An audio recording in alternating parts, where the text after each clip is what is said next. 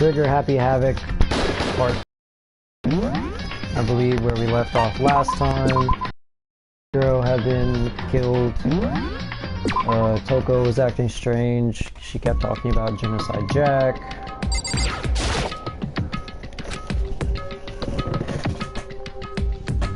Valkyria's gonna try to talk her out of the room here.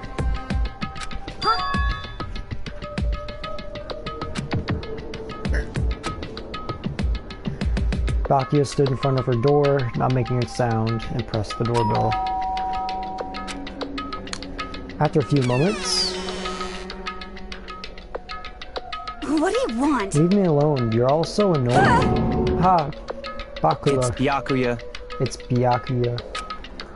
Okay, so I'm saying that right then. Sorry I couldn't keep our promise, but don't worry, never again. I won't let Genocide Jack have control ever again. I won't let Genocide Jack have control ever again. With that door slammed shut. Even Byakuya couldn't pull it off. There's nothing else we can do, let's go back to the investigation. Hold on. Hey Byakuya, what was Toko talking about just now? Something about a promise? What? Oh, I have no idea. Another one of her delusions, I'm sure. Stop talking. If I say I don't know, that means I don't know. Just let Hina take care of her. Oh, yeah, okay, I'll stay here and keep an eye on him. Let's go. Well then, let's go. Without waiting for a reply, Byakuya said, Byakuya! And I hurried to catch up. I tried to talk to him several times as we walked, but he didn't even look back, let alone say anything. He just kept on walking towards his destination. Finally, his feet brought him to a stop in front of a certain room. Library. Come on, let's go in. Do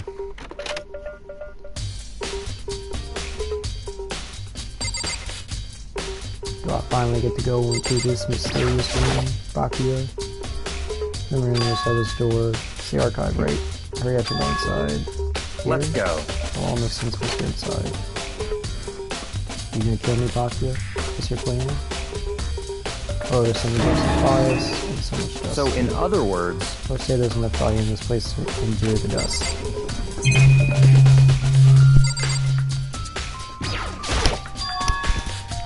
Desk lamp.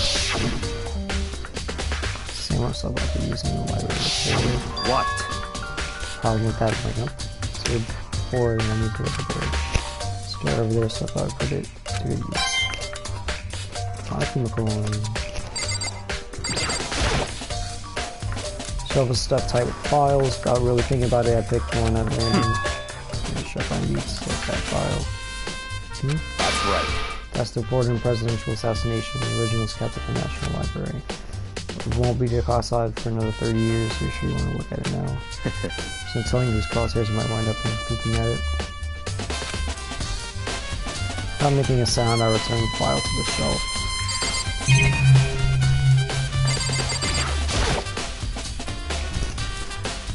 So many files stuffed into the shelf. What's in all these That's things? enough. Those documents are dangerous. Dangerous. Hey, these are all the people who control the world from behind the scenes. Dangerous truth for common. You mean like members of the Diet or something? No, I mean the ones in real power, the secret council controlling everything from the shadows. If you're ready to be disappeared for it, take a look. There are some very interesting people in there. You're just kidding, right? I'll just let it go for now. Probably just need to talk to Byakuya. Don't want to look around. There's a ton of thick files stuffed into the bookshelf. If you're thinking of looking through this kind of thing, a normal person would never want to. Investigation reports related to different. Only there's not the kind of thing you'd expect to do. Pay attention to your surroundings, you should discover that value for yourself. It's the one thing I haven't looked at. Wooden box, library. Extension cord, huh?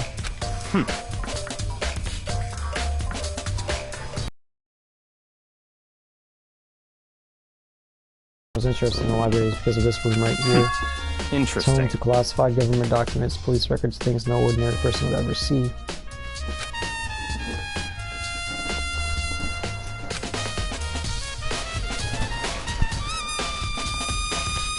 Such ignorance. Your guy's problem. Anything that doesn't fit into your...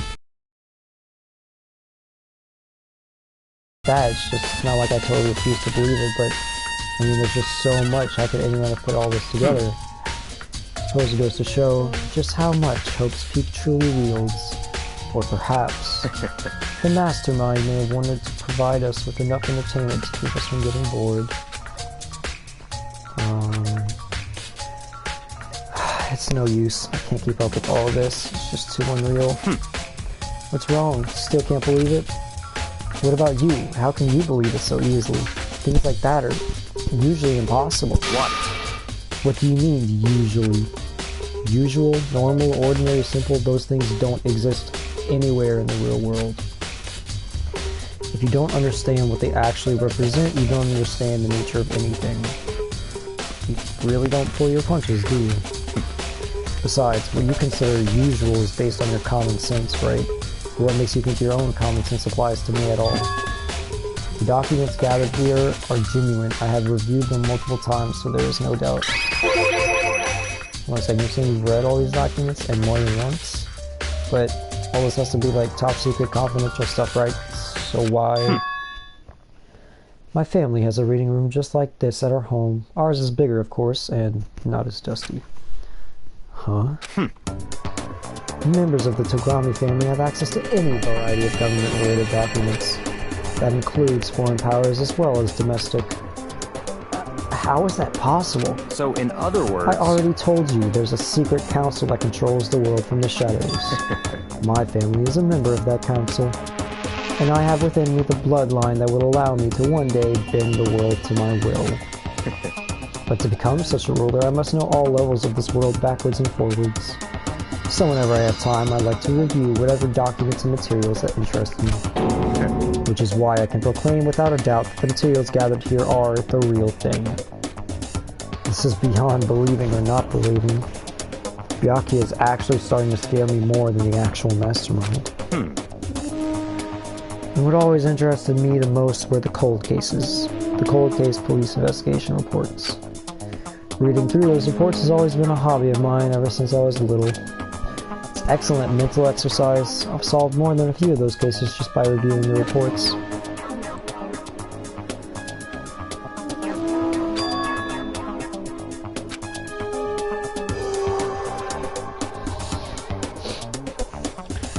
As he talked, Byakuya grabbed a specific file from the shelf. That's right. This is the complete case file. Every single report surrounding the Genocide Jack cases has been compiled in here. Because there are so many, allow me to quickly summarize the main points. To begin, there are two notable characteristics in every Genocide Jack murder. First characteristic is that in every crime scene the word bloodlust is written in the victim's own blood. And the second is that when the victims are murdered, their bodies are suspended in a certain way. Bloodlust is written in blood and the victim's body is suspended. Exactly the same as what happened to Shiro. Save your surprise, the best part is yet to come. For the second characteristic, where the victims are suspended. The only ones who knew about that particular fact were members of the police and other higher-ups. By all accounts, nobody in the media ever found out. Huh? In other words, no one on the news, no one online, nobody knew about that aspect of each crime. You do. Only key officials and the killer himself knew about the act of mounting the victim. You know? Now if you recall Shiro's corpse, and you were saying it was Genocide Jack from the beginning, I feel like you set this up. Her body was most certainly mounted in this fashion. Like you maybe killed Shiro somehow. So how could the killer have known about suspending the victim? Right. That's the key question. He knows. What do you mean? When in fact the answer is quite simple. In other the culprit words, isn't a copycat killer, it's the real Genocide Jack. I don't believe that though. In other words. That's right, there is the evidence that Genocide Jack has hidden himself among the rest of us. Genocide Jack really is such a brutal, fiendish killer, really is walking around among us. Interesting. Things are really starting to get interesting, aren't they? I never imagined a killer with such a reputation would ever become part of our little game.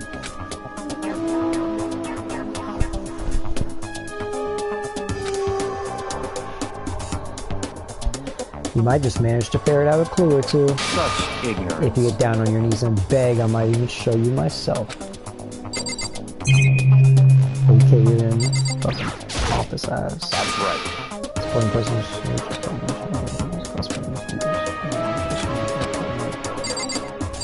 Is it infused still?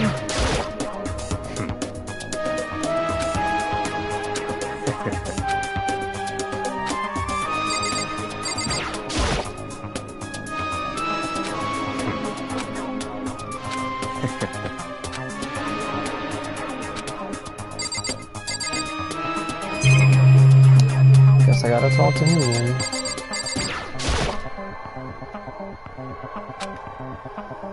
That's fine.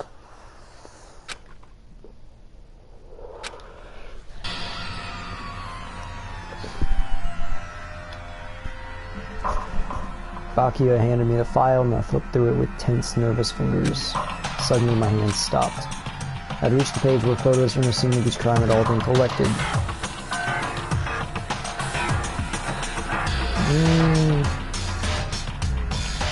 Names of the victims ran for several pages. Okay, custom made with every pair left at each mercy seemed to be inspiration, destruction. So the other cases, the scene of the crime where blood loss is written, reconstruction of stabbings.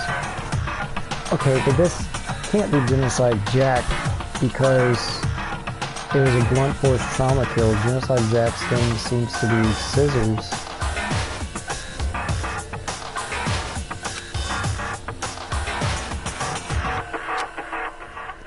Clear as I read, all of it goes kind of for killed and suspended in exactly some way. I've seen it over and over the word blood loss stuff and looking for it. Okay, but he was suspended with scissors and it's stab wounds. That's not the same MO as suspending them with string and a blunt force trauma kill. Next page we find another interesting tidbit. Next page.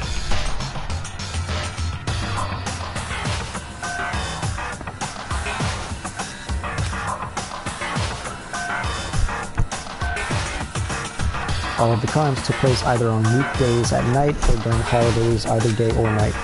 The most common time for the killings to take place was on holidays in the afternoon. Based on these facts, it could be suggested that the subject may be a student. Evidence suggests the suspect lingered at the scene, but when they did leave, they were in a panic. Since eyewitnesses never come forward, it's unlikely there is any external reason for this. Accused behavior suggests that the suspect may potentially suffer from dissociative identity, DID. So, in other words, key point here is that the culprit may well have a split personality. Currently seems to be some part of another totally new. This one is very non-believable as up till now. Maybe it really isn't. I don't know. Wait, so Toko was talking about not letting Genocide Jack having control. And he's talking about DID, so she Genocide Jack? Maybe it really isn't. I don't know. I feel like my mind has gone numb. Genocide Jack case files been added to the True Bolt section. Let's go. Alright, we should get going soon. We'll be going anywhere but here. We finish up in this one. Wait, Bakia. Okay. As usual, Bakia turned and left without another word. I heard you at the library to catch up. Well, this is where we part ways. I have some things I need to hear before the class trial. Just all of a sudden. I don't have time to play with you. Come on, enough of your annoying misapprehensions. Did you really think we'd be together the whole time? Take responsibility for yourself and do something useful. Move the investigation forward on your own. Goodbye. Just like that, he was gone. Just as quickly as he'd asked me to join him, he'd cut me off. In the end, I felt like I was just some plaything getting tossed around. At the same time, I'd uncovered some really important clues thanks to him. Genocide Jack, he's the one that killed Shiro. I don't think it's a he. And that murder screamed is one of us. But who is it? I have to find out no matter what it takes. And to do that, there's somewhere I have to go investigate one more time. I have to go back to the crime scene, the girls' locker room, check the boys' locker room too, and the others. Might have come up with some info I might find useful on that. I need to find out everything I can. I was already going to check the boys' locker room before I was forced to go work with Bakia. Because I noticed the fucking female posters. I don't know why they ever post the women in the men's. The posters changed.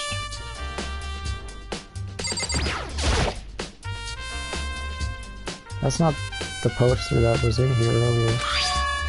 It's a popular boy band called Tornado. Somehow it doesn't quite seem to fit in the boys' locker room.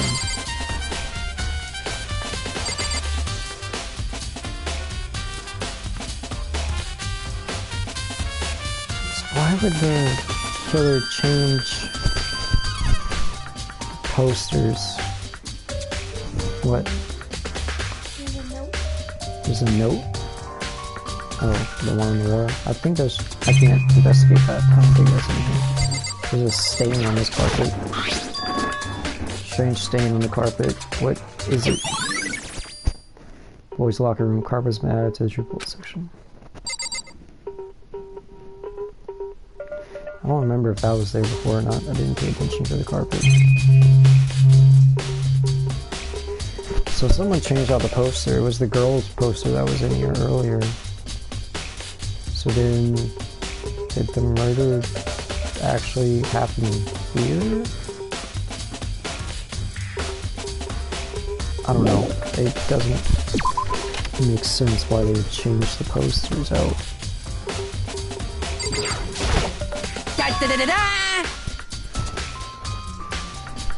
I feel as if...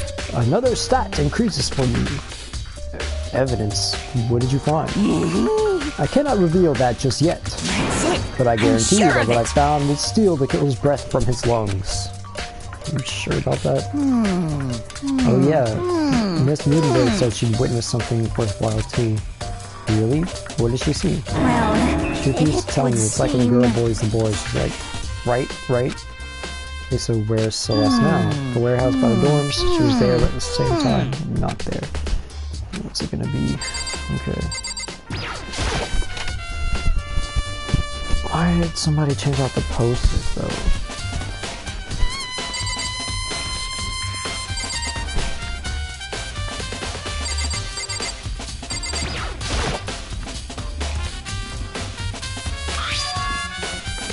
The rest of the swimsuit model is pretty noticeable too.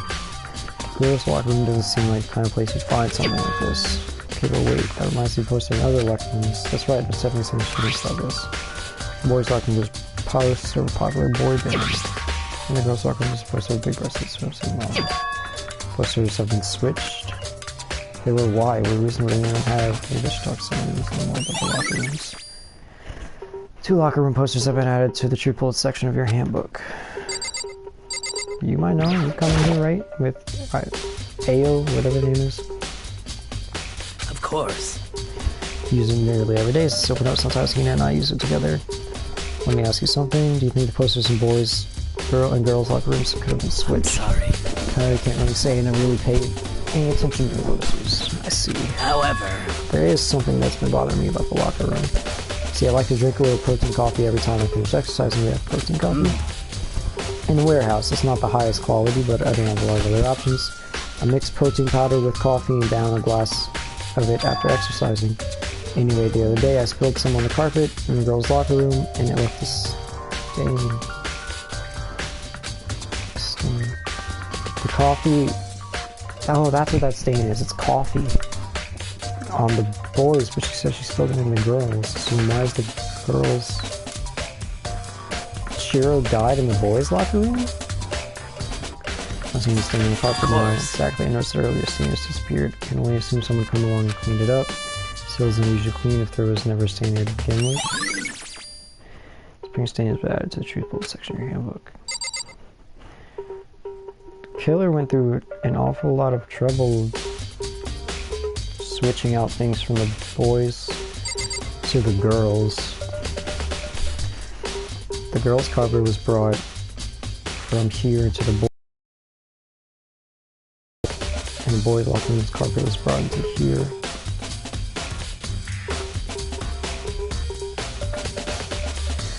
That doesn't make sense. It could have been progress here on the rescue, generally speaking. However, we'd have to get going on something on the latest to take care of. Something besides the investigation? What is it? well, Nothing you need to worry about, just concentrate on the murder. so then,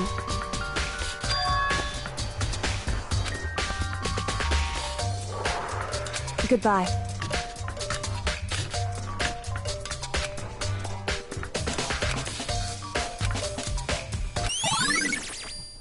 Here's the handbook. It's been after 12th section of your handbook.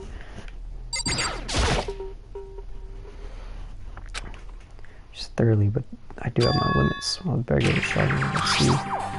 His hands are bound with what looks like some kind of rope. Rope is used to prop her up in a kind of crucifix position. Huh? So, rope has a plug. It's not at all. It's the extension cord? Most favorite injury was a blow to the head. Someone struck her in the head and the killer.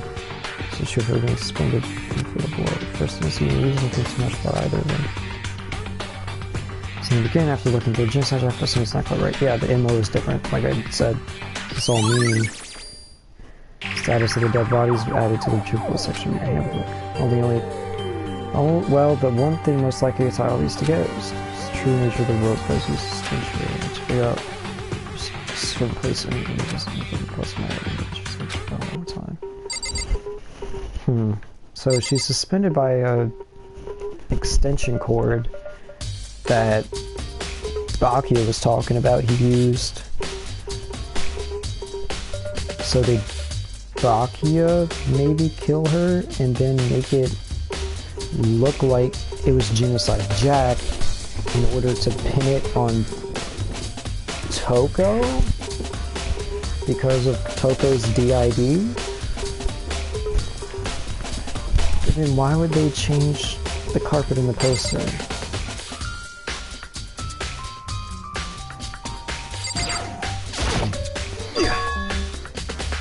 Dude had a real complex about being weak. You heard Shiro talk about it, right? All you need to do is get stronger. Yeah, I do remember she said that more than once. Sure did, which I guess explains the trip down here. But she really need to get stronger that badly. You already mentioned that she was a girl. I mean, I haven't really thought about that stuff. Shiro's complex. Where did it come from? I don't know. Where did her complex come from to be stronger?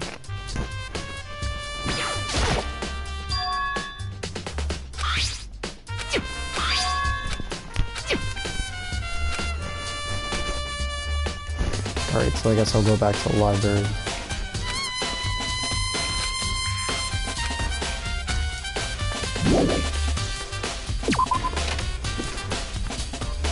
Still doesn't explain why the carpet and posters were changed out from the boys' locker room to the girls'. The only thing I could think of is that it took place in the boys' locker room. But then what was Shiro doing in the boys' locker room?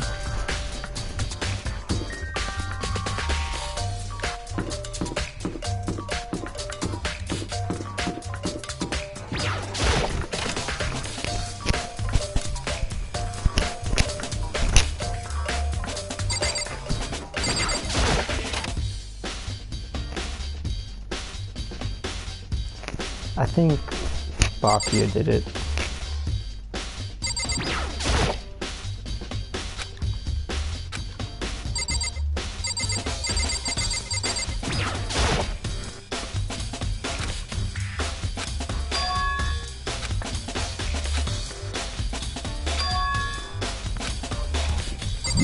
Great, so I gotta go find Bakia somewhere.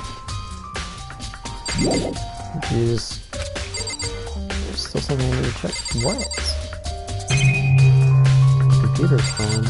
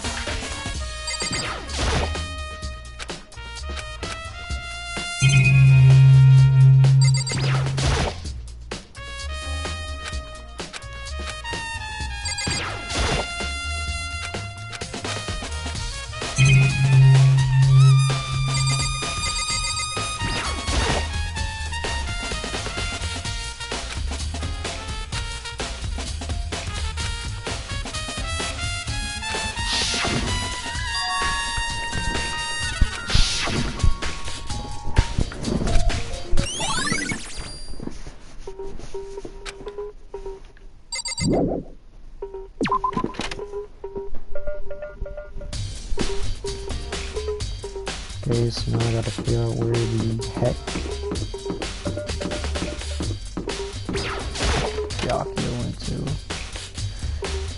Gotta check every freaking room.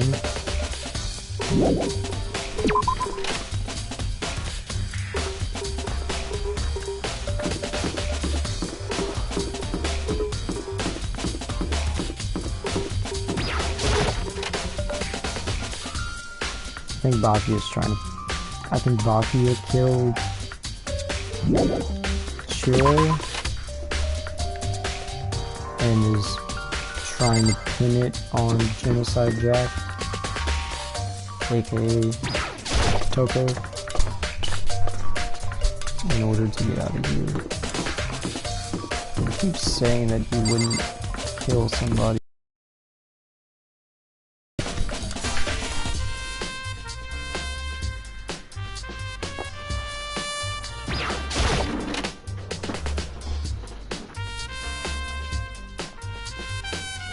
No one is. Yeah, so I guess they only come in here for Monokuma.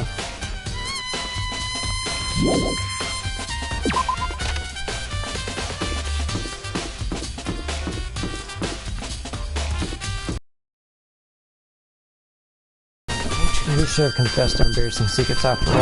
Damn it, I'm sorry, Shiro. It's all because I wasn't strong enough.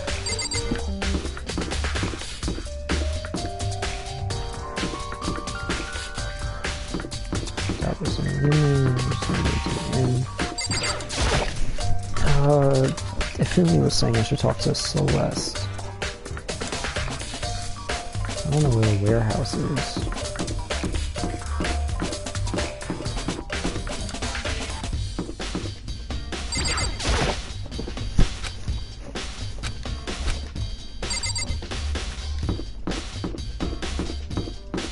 Anyone else around here?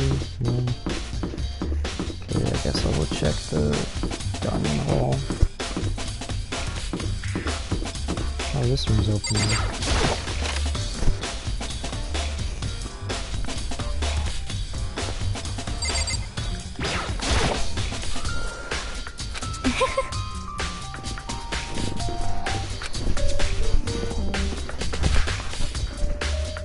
Most unfortunate.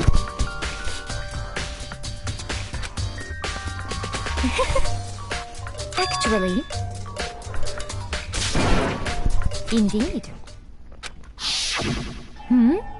What are you doing out this late? Oh, I was just... Are you planning to go exercise, perhaps? What? How did you know? Because I can see a blue track jacket sticking out of that duffel bag you're carrying. Oh, you're right. Thanks. Well, I'd better get going. I'm kind of in a hurry.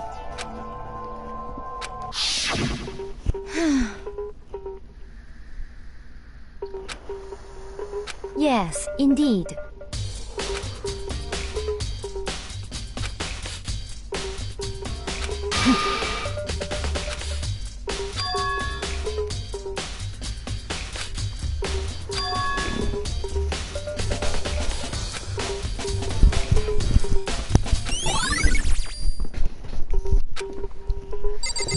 Okay.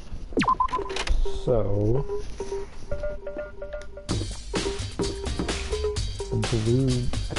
a blue track jacket. Where was she planning on running?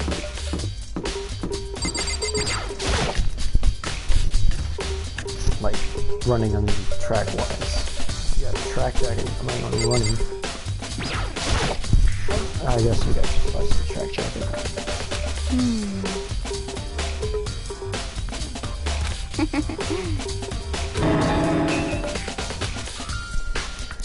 Oh. Yeah! Oh no, I'm gonna head back since I'm not eating. That'll gross, not exactly pleasant, but I'm still worried about her. So much eating a donut, of course. Of course. Things I'm sure God created. Outer space and donuts. Really.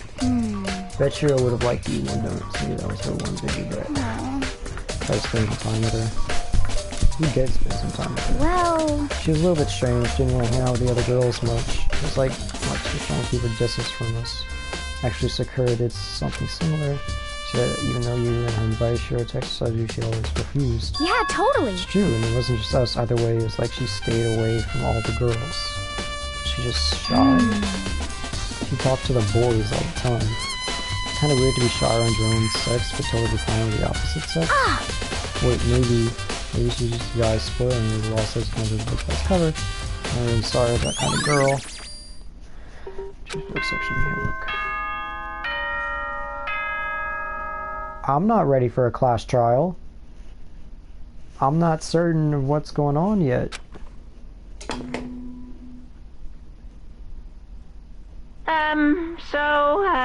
I'm getting tired of waiting. Shall we just plunge right in?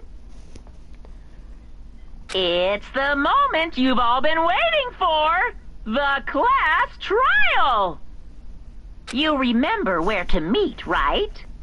Please go through the red door on the first floor of the school. I don't even feel like I got all the information I need, though. See you soon! Class trial, or... It's about to begin. Or what? The red door is right through here. I don't think I'm ready to do that yet, though. Okay, I have to think.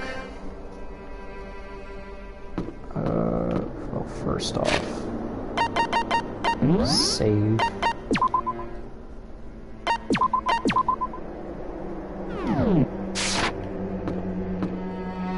Okay. I feel like the murder actually happened in the boys' locker room.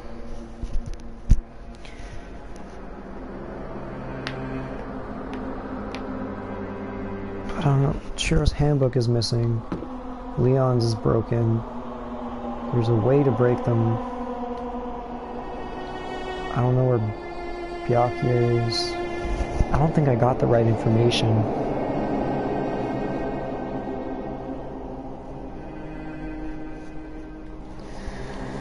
I guess if I mess up, I'll just have to load back.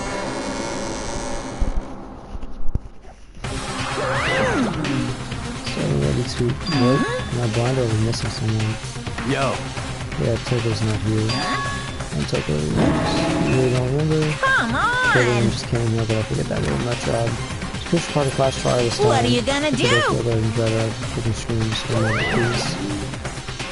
It's like, he said a few minutes later, he leaves the dragon Toko behind him. Someone didn't want to, but he forced me. I think they would drag it over. Terrible. You were terrible.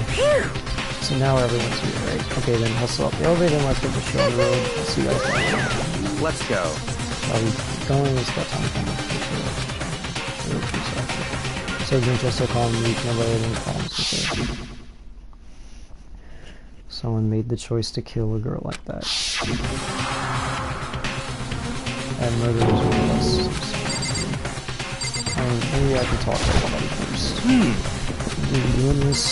I'm not. I don't feel ready, no. Well, I don't think we're doing first. No, I feel good. They did.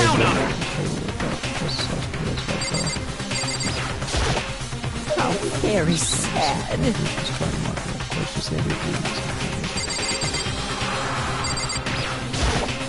Shall we go? Hey, come on!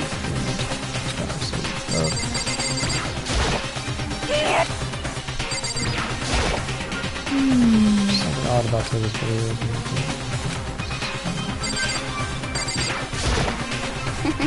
I suppose much like at all in this one. No, you really weren't. When you work with stress, I'll call you back. Okay. I guess we're going. It's true. Okay, small mountain flight. Each step forward, I could feel my heart start to race faster, faster. So there it was on. The elevator began to descend. I couldn't get a handle on my emotions, couldn't stop speculating. I have no clue. I think it was Byakuya. Steel box sank with heavy clunking sounds deeper and deeper into the ground, and as we went deeper, the news my heart beat bigger and bigger. The elevator was unaffected, but we continued to descend without hesitation until finally came to a sudden stop. Oh, really? Oh, you think? Are you decorated? Isn't it so fresh? Isn't it so exciting? I wish that time to see the questions that it's over with. Very Good, good. You look raring to go. Gotta say, I don't feel it. Well? Feeling it's for just showing the road. Chills! Kick! Seats. So the curtain opened once again. A deadly judgment, a deadly deception, a deadly betrayal. Blah, blah, blah. Blah, blah, blah. Same stuff as the last time.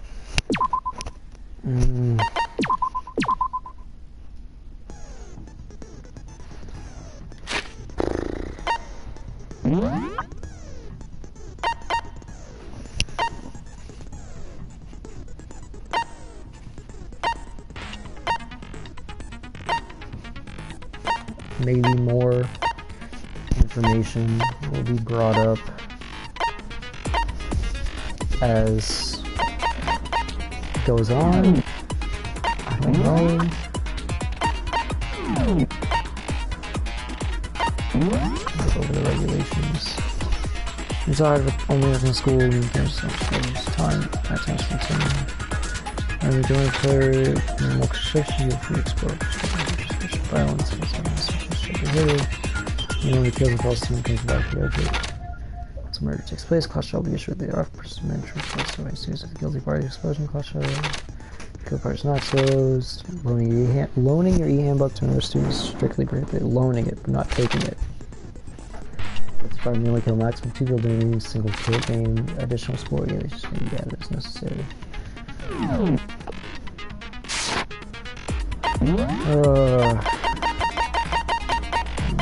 Definitely.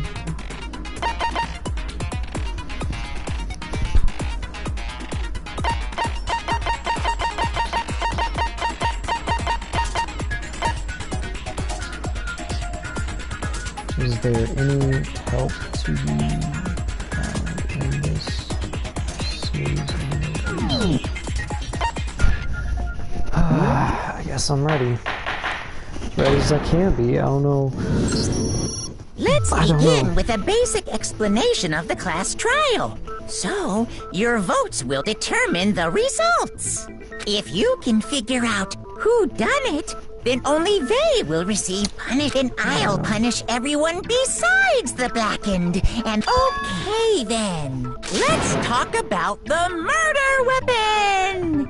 Right. First, we have to make it clear what was used. So that the final blow is clearly the dumbbell. Microwave dumbbell.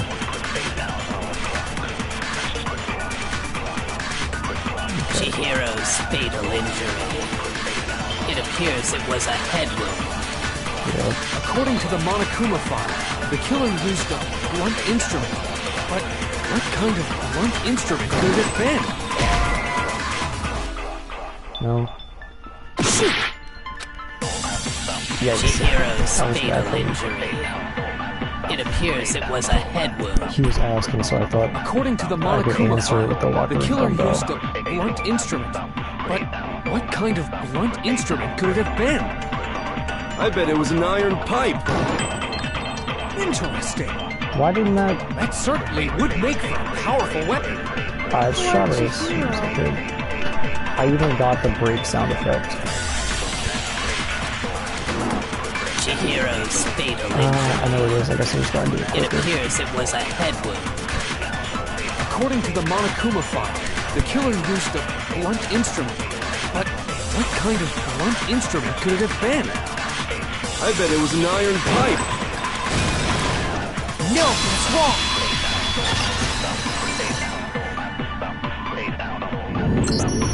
Can we agree that the object that dealt the fatal blow was the dumbbell, found at the scene of the crime?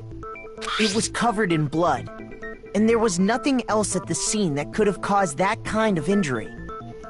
And the wound on the victim's head is consistent with the shape of the dumbbell. As far as I'm concerned, there's no mistake and no room for doubt on this one. You looked at her head wound? Yay! That's so creepy! Necessary evidence. If you don't mind, I will proceed from here. Let's move on to discussion of the culprit. Although, I believe the criminal behind this heinous act is already quite clear. I think it's you. What? For real? Chihiro's killer is The fiendish serial killer, Genocide Jack. No.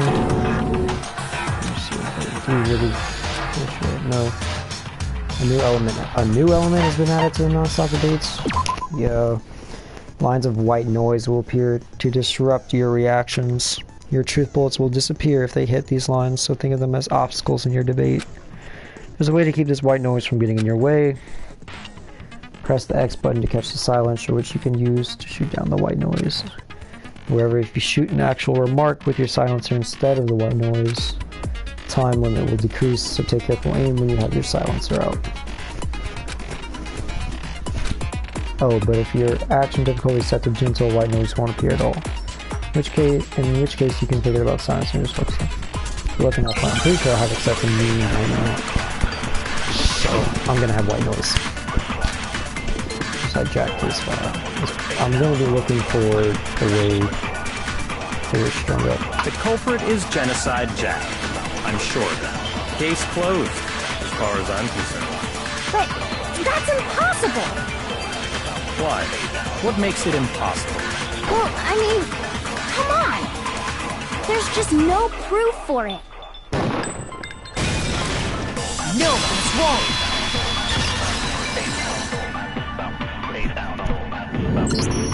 I might know one reason he could be involved.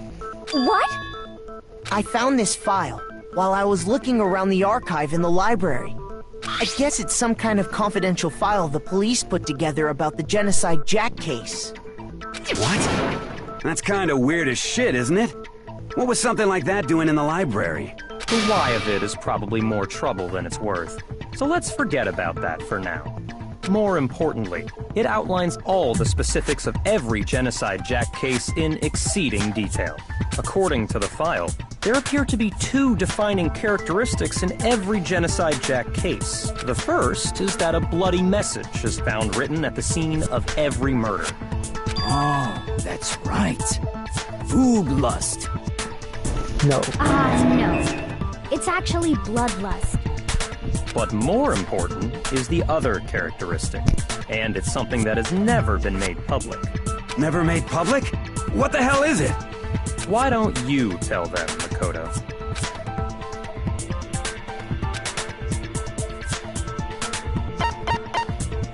I got it! Apparently, in every Genocide Jack case, the killer suspends the body in a certain way. Other than the killer, the only people who know about this are the higher-ups in the police department. However, Chihiro was most definitely suspended in the same way. Not really. So, how did the culprit know about this when only high-level police officials were aware of it? You knew? There's only one logical answer I can think of. It's because the culprit in this case is the real Genocide Jack. You're pretty hard on that. No fucking way! You're saying Genocide Jack is one of us? Yes. In fact, it's Toko. What? Genocide Jack's true identity is Toko Fukawa. You lie! What? Hey, okay, wait, hold on a sec. Toko has, like, bloodophobia or whatever, remember? What kind of serial killer is afraid of blood? Is Toko Genocide Jack? The answer is yes and no. Another riddle? Man, why is this gotta be so complicated? I feel like I understand it, the DID.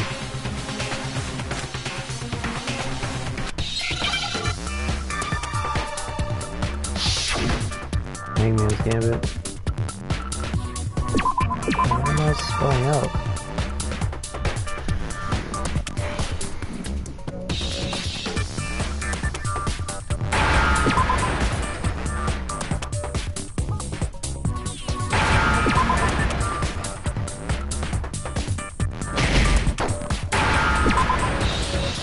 Schizo?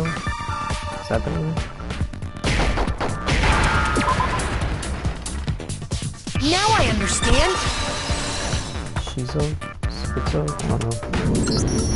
Is it because Genocide Jack has a split personality? Huh? I think I read that somewhere in the file, too. They thought that the suspect might have... what did they call it? Dissociative identity disorder. Oh, okay. But still, to go and say that about Miss Fukawa is... perfectly acceptable. Toko's strange behavior after seeing the body is proof enough that she has a split personality. And then he shows Toko could have a split personality. Behavior change. I got it! You're talking about how she started acting totally different than usual, right? That's right. Think back. She fainted when she saw Chihiro's corpse, and then, when she woke up...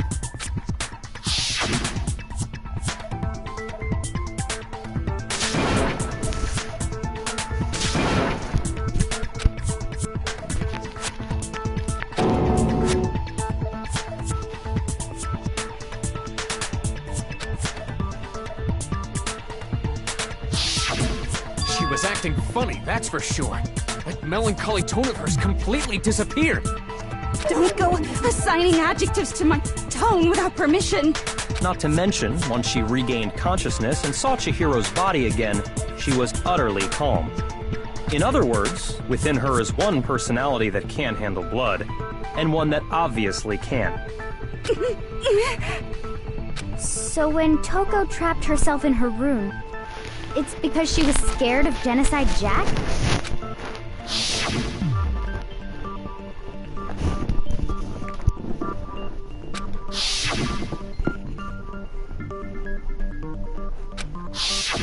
The reason she locked herself in her room wasn't to keep other people from getting in.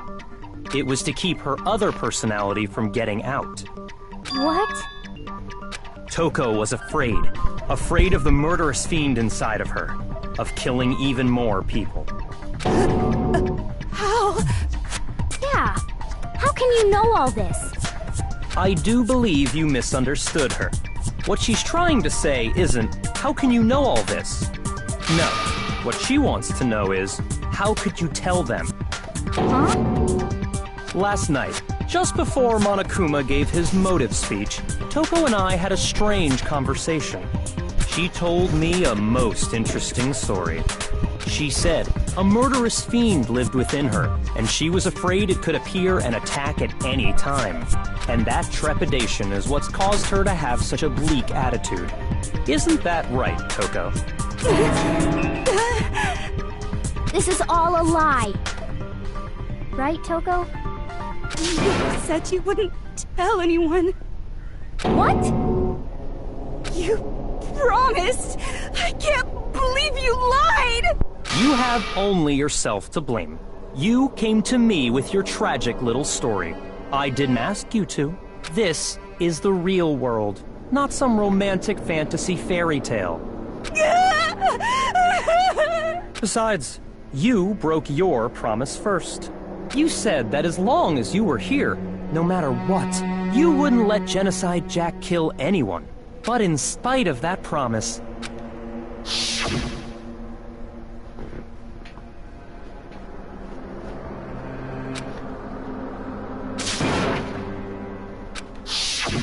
You said if I kept my promise, you would go out with me.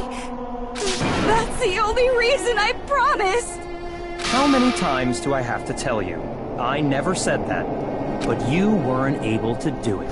You just couldn't resist that rush you got from killing, could you?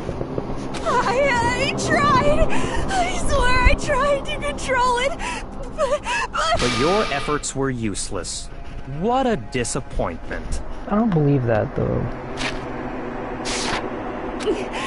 I hate you. Well, the opening act is nearly finished. All that's left is to hear from the person in question directly. The person? You don't mean... Togo's body suddenly lunged backwards. A huge thud echoed across the courtroom, then the next second... Well, hello there! Is it me you were hoping to see? What the heck? So you figured it out, huh? Well, whatever. What are you gonna do? I'm the ultimate murderous fiend, Genocide! Or better yet, let's go with Genocide Jill! What the fuck is this? Toko, what happened to you? Not Toko, that's a loser name, and what happened is a textbook split personality. So what if one of them happens to be a serial killer? You should turn a blind eye to one's fault. So intense. Like they say, sound in murderous mind, sound in murderous body. This one is so different from the one we've come to know. Yes, well, the world is composed of a front and a back, you know. Just like how every inning has a top and a bottom, or how in the depths of every truth lives a little lie. Behind every dark and gloomy soul lives another that shines as bright as the sun!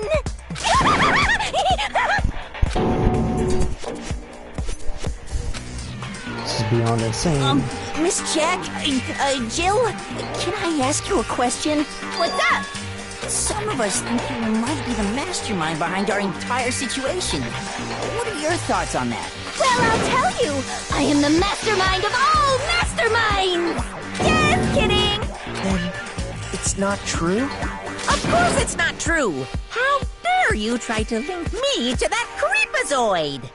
And another thing, the police and government and society in the outside world are totally powerless! I mean, they just let this idiotic, bloodthirsty maniac go buck wild all over town! Sure, I'm a bloodthirsty maniac, but life is pain, right? To live is to hurt other people. It's a necessary evil if you want to survive. The act of living itself causes pain for everyone. Just kidding again! This should be enough to convince you. This murderous fiend is responsible for Chihiro's death. There's clearly a motive, so there should be no doubt. A motive? Remember what Monokuma told us? Toko's only ever killed dudes, though. If someone didn't murder and graduate within 24 hours, an embarrassing memory or secret would be revealed. Well, let's assume that Toko's secret was about Genocide Jack. If a secret like that came to light, Toko's life would have undoubtedly been forever ruined. So she had a very clear motive to never have that side of herself exposed. Interesting. Very, very, very interesting. But sorry, as much as I hate to admit it, I'm not the culprit. But I cannot imagine anyone other than you could murder someone in such a bizarre fashion. Maybe so, but nevertheless, it's the truth. Do you really expect any of us to believe you? Yeah. I could never believe a word you say, you monster!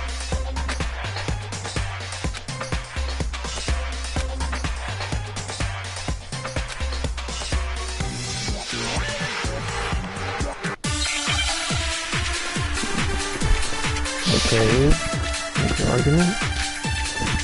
Status of the dead body. Yeah, the way it was done isn't the same as... Sorry, but I didn't kill anyone! You say that, but do you really expect any of us to believe it? Perhaps if you had an alibi, that would change things. Oh, an alibi, huh? Now we're talking! When you compare your past murders to this incident, the modus operandi matches completely. What more proof do we need? Give it up. You killed her.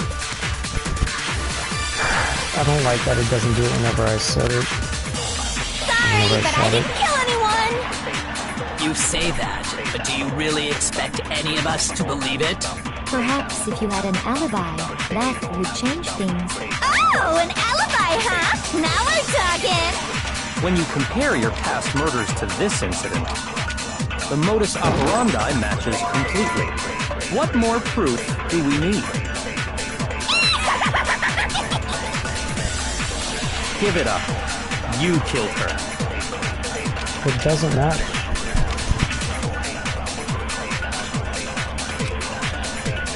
Sorry, but I didn't kill anyone! You say that, but do you really expect any of us to believe it? Perhaps if you had an alibi, that would change things. Oh, an alibi, huh? Now we're talking! When you compare your past murders to this incident, The modus operandi matches completely. What more proof do we need? Is it because the purple letters are there? You killed her. The murder does not match completely. I think it's bouncing off because of the purple. But I didn't kill anyone! You say that, but do you really expect any of us to believe it? Perhaps if you had an alibi, that would change things. Oh, an alibi, huh? Now we're talking! When you compare your past murders to this incident, the modus operandi matches completely. No, what's wrong?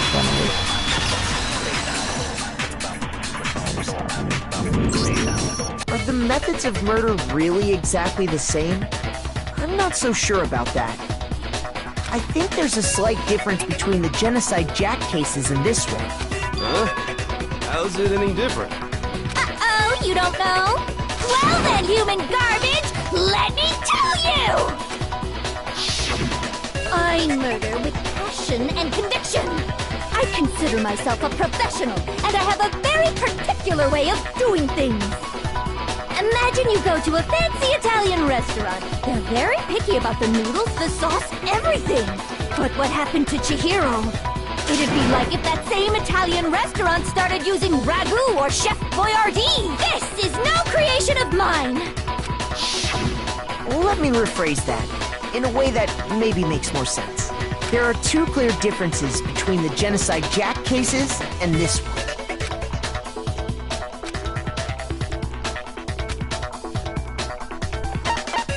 I got it! For one, the cause of death is different. In the Genocide Jack murders, all the victims were killed the same way. According to the case file, they were all apparently killed with a pair of scissors. But Chihiro died from a blow to the head, right? Ah, yes. That is remarkably different from the other murders. Wouldn't it be strange for someone who kills the same way without fail to suddenly change their method? And there's more. One more conflicting detail. That's right! In my recipe of murder, if the bloody message is the tortellini, then the arrangement of the body would be the pesto sauce! Could you please stop comparing killing people to cooking? So, are you saying the other difference has to do with how the body was arranged?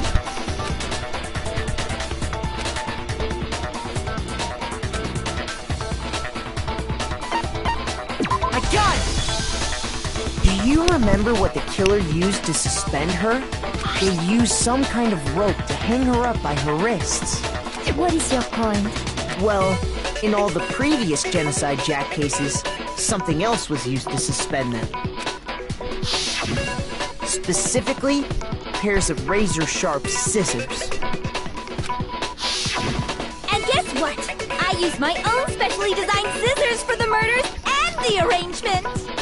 Like I said, I'm a professional, so naturally I'm very picky about the tools I use. And you know what else? Big Mac said there's two differences, but he's wrong. Big Mac? Are you referring to me? Listen up, Big Mac. There's actually one more difference. Huh? My word, you really didn't notice? Take a look at who the victims all were in guys. each Genocide Jack case. There's a pattern there, just waiting to be discovered. Genocide Jack's never killed a girl. Figure that out, and it'll be plain as death why I couldn't have possibly killed that little lolly girl.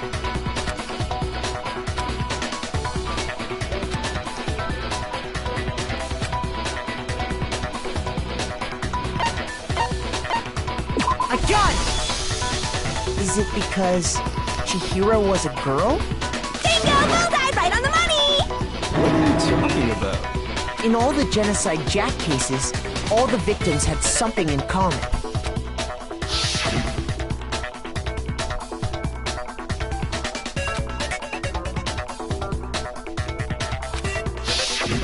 They were all guys?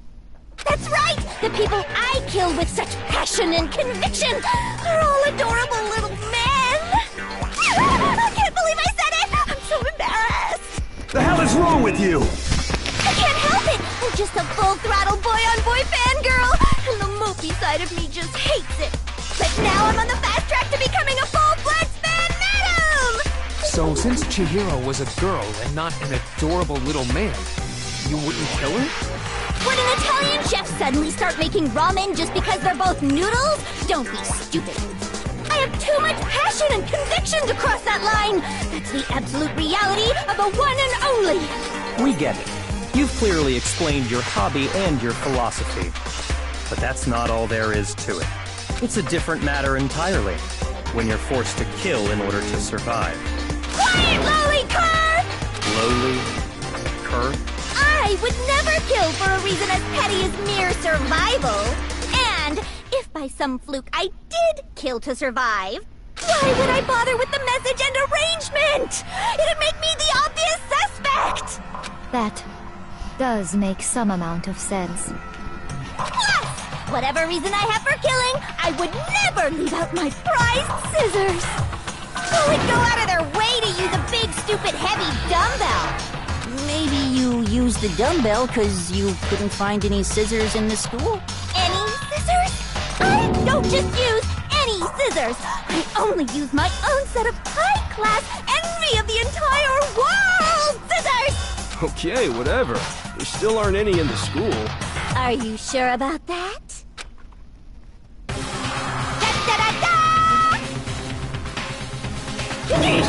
She's fully equipped! That's right! So I can kill anywhere, anytime! Why would I resort to dumbbells or rope when I have my trusty scissors by my side? Go ahead, tell me I'm wrong! You can't, can you, gutter dogs, all of you! Not to mention, I have no clue how to tie a good knot! The rope's totally out of the question anyway! I have no idea what's going on anymore! Could such a heinous villain really be innocent? But the body really was suspended, right? And nobody but the police knew about that. Yeah! That's why we figured it had to be the real deal, and not some copycat killer or whatever. Yes, sir.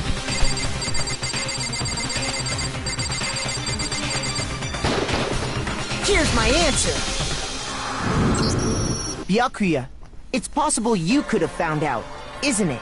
You'd have no problem gaining access to classified government documents or internal police records. Plus, you've already looked through the Genocide Jack file before this all happened, hadn't you? Are you saying Mr. Togami did it? Then, the reason he pushed the theory of Genocide Jack being the killer so hard was because he wanted to pin the crime on her. So, he rearranged the scene to disguise it and make it look like I put my stamp on it! The adorable glasses man was behind it all! Oh, I'm on fire! Well, Byakuya, what's your response? I see.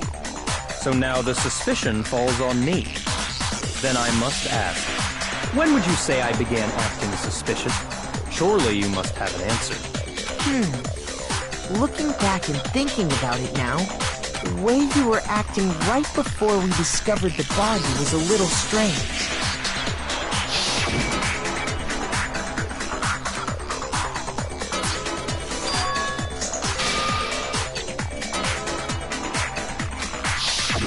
You wanted to go to the girls' locker room right away, right? But since you're a guy... I should have naturally thought of the boys' locker room first. Is that what you want to say? The victim was Chihiro, a girl. Hence why I said we should check the girls' locker room. Nothing strange about that, I'd say. On the contrary, there's something very strange. Okay then, what's so strange about it? Go ahead, share with the rest of the class.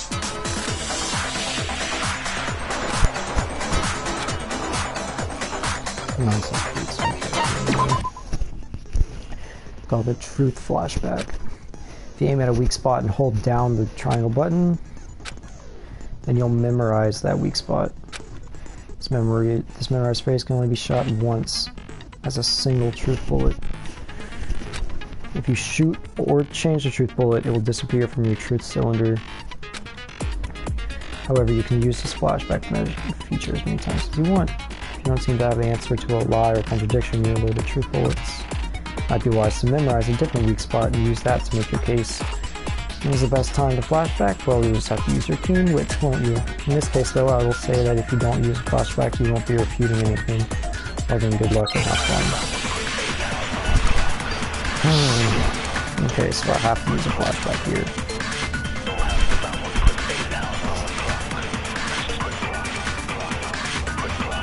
So, you said Byakuya was acting kind of weird before we found the body.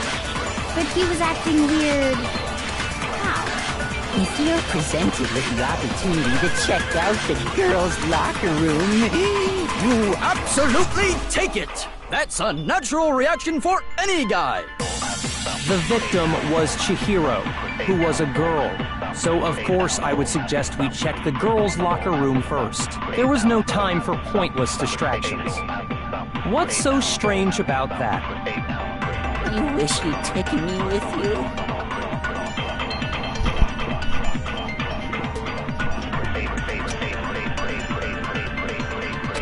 Yeah, that's what I was thinking. So, you said Byakuya was acting kind of weird before we found the body. Whenever you mentioned but he was acting weird... how? If you're presented with the opportunity to check out the girls' locker room, you absolutely take it! That's a natural reaction for any guy! The victim was Chihiro, who was a girl. So of course I would suggest we check the girls' locker room first. There was no time for pointless distractions. What's so strange about that? You wish you'd taken me with you.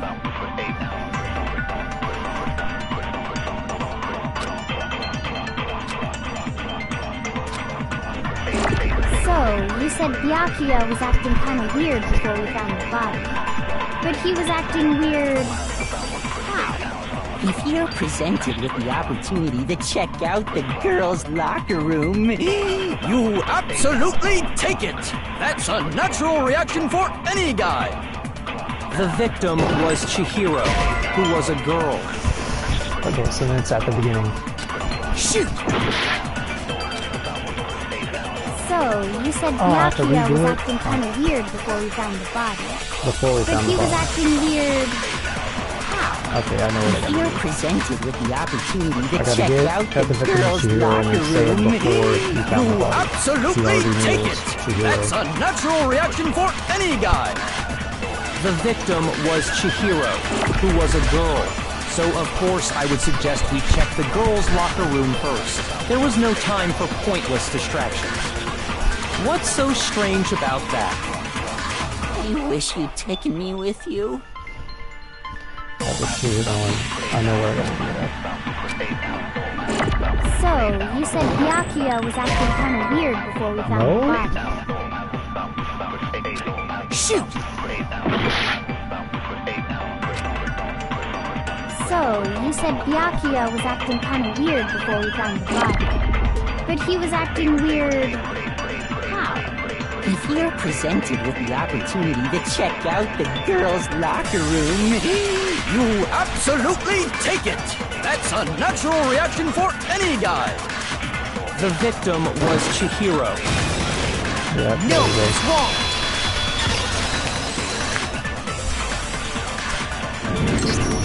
I'll tell you what's so strange about that. Because up until we actually discovered the body, we couldn't have known who the victim was. So your claim that you went to the girls' locker room first because Chihiro was the victim doesn't hold up. I see.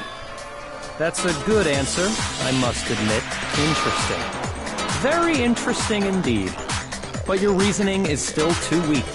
Huh? What's wrong? Is that it? Surely you've got more than that. Go ahead. Show us.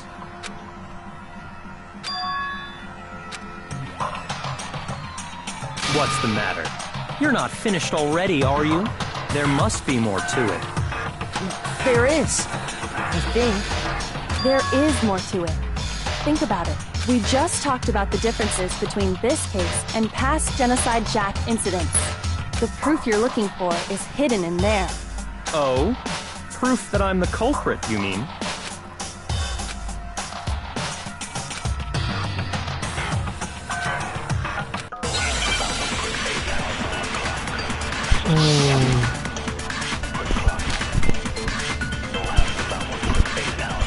I don't feel like I can make an argument for library desk clamp. What? The difference between the cases? You want me to explain it again? When I want to kill, I use my very own special scissors. And I use those same scissors to arrange the body. Right. But Chihiro was suspended with... It was some kind of rope. Was it not? That's right! It absolutely was! Okay, no. Then there must be something very fishy indeed about that rope. Hey, Byakuya, where'd you get it from, huh? I'd never seen that rope before in my life. Obviously, somebody else must have had it hidden away somewhere. Alright, I know where I'm doing that, alright.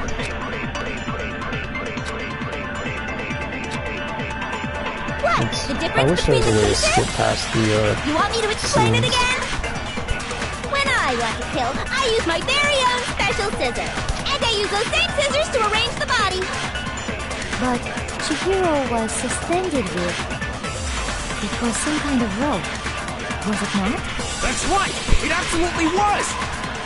Then there must be something very fishy indeed about that rope. Hey, Byakuya, where'd you get it from, huh? I'd never seen that rope before in my life. No, it's wrong!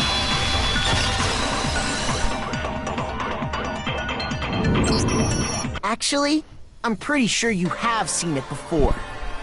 Because, you see, that rope, or should I say, that extension cord? What?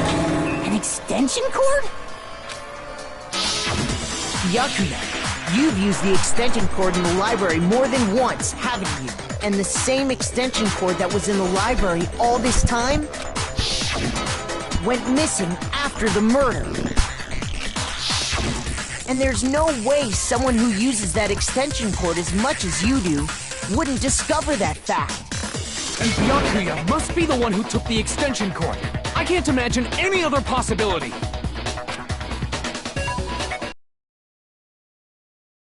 Then your conclusion is something like this?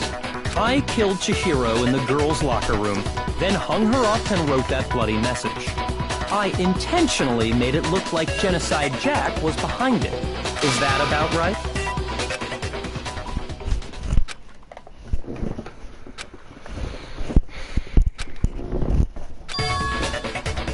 What's wrong?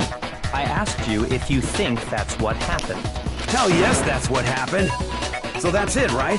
Byakuya's the killer. I don't disagree with not disagreeing. He kept calling this a game, right? So he'd be totally willing to do something like... Sorry, but could we hold on just a second? I think we need to talk about this a little more. Sure. Do we really need to? You've already decided who did it. I know, but still, there's something that's still bothering me. The posters and the carpet. And what, pray tell, is still bothering you? I killed her in the girls' locker room, then disguised my crime. Specifically, I dressed it up to make it look like it was the work of a homicidal psychopath. What about all that bothers you?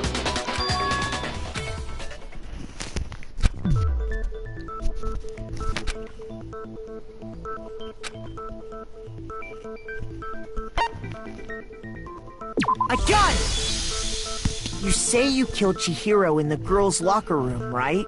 But are you sure about that? Isn't it possible that the murder took place somewhere else? How disappointing. What kind of question is that? Even in the world of disappointments, this is a true letdown. She was found dead in the girls' locker room. There is absolutely no question about that. How could the scene of the crime have been anywhere else? Well, I think it's entirely possible that she was killed somewhere else, then carried there later, along with the rest of the murder scene. The rest of the murder scene? That was awfully specific. Please tell me you have a reason for saying all of that. I believe I do.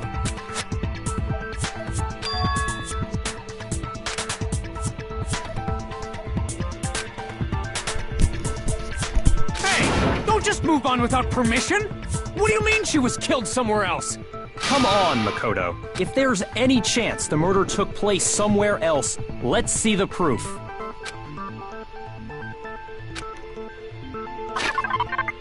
Yep.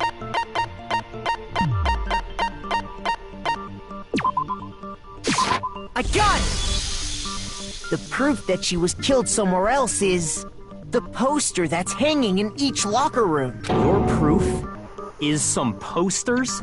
The poster in the girls' locker room was a picture of a big-boobed supermodel. But don't you think that's kind of strange? Why would the girls' locker room have a poster like that? I bet those massive jugs of hers were totally fake! Meanwhile, the boys' locker room had a poster of the super popular boy band Tornado. Again, that doesn't really seem to belong in a boys' locker room. So you're saying that maybe the posters were switched? And there's one other thing I noticed about the locker rooms. You know what I'm talking about, right, Sakura? You're referring to my protein coffee, aren't you? Protein coffee?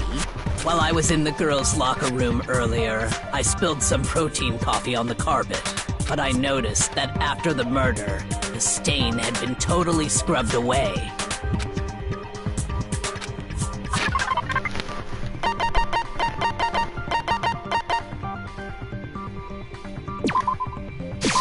I got it! The stain on the girls' locker room carpet wasn't scrubbed away. In fact, I found it on the boys' locker room carpet. That's what I thought it was, on the boys' carpet. That's definitely the stain from my protein coffee. Then, does that mean that the carpets were switched too? But why would anyone do that? To move the murder scene from one locker room to the other. It's certainly plausible, don't you think? What? In other words, in order to completely swap the scene of the crime, the blood-stained poster and carpet were moved along with the dead body. By doing this, the killer was able to change the entire room where the murder took place. I can certainly follow your reasoning, but why would the culprit bother doing that? Huh? Why would they go through all that trouble of switching the scene of the crime? Actually, an even bigger question. If the murder did take place in the boys' locker room, then how did Chihiro get in the boys' locker room in the first place? To get into the locker rooms, you have to swipe your e-handbook across the card reader device. But Chihiro's handbook should have only allowed her access to the girls' locker room. She had no way to get into the boys' locker room to begin with. That's not No, entirely she true. did have a way, and I can tell you what it was. I highly doubt that. Shut up! I'm telling you, I know how she could have done it.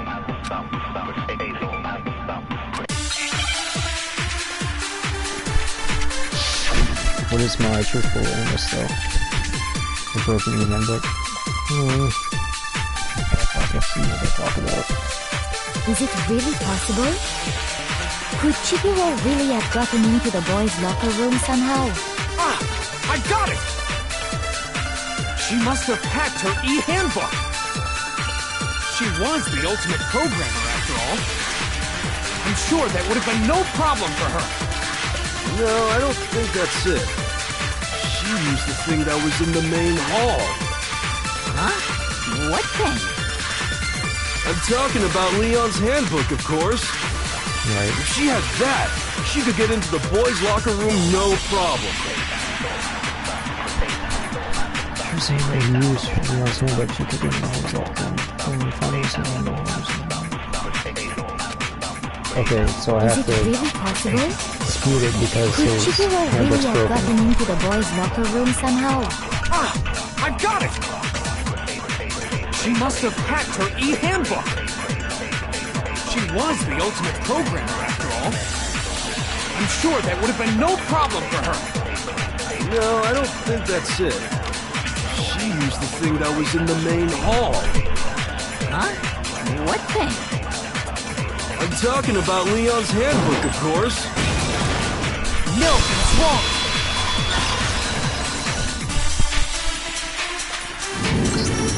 No, I don't think Chihiro used Leon's handbook. Why not? Because Leon's handbook was broken.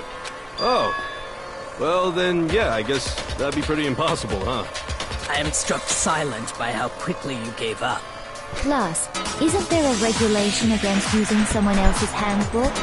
No. Actually, the rule states that loaning your handbook is prohibited. It says nothing about borrowing one. In other words, you could borrow a dead person's handbook all you want, and you'd be safe. Yup.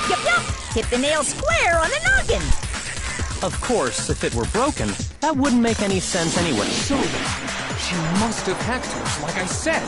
She used her ultimate programmer skills and... Psst! You can't fix an e-handbook.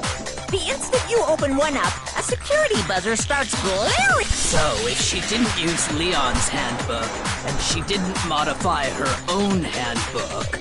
Maybe Mr. Naegi's initial assumption is just... wrong? It seems like there's no way she could have got into the boys' locker room. So I guess so. Okay then, I vote for Byakuya.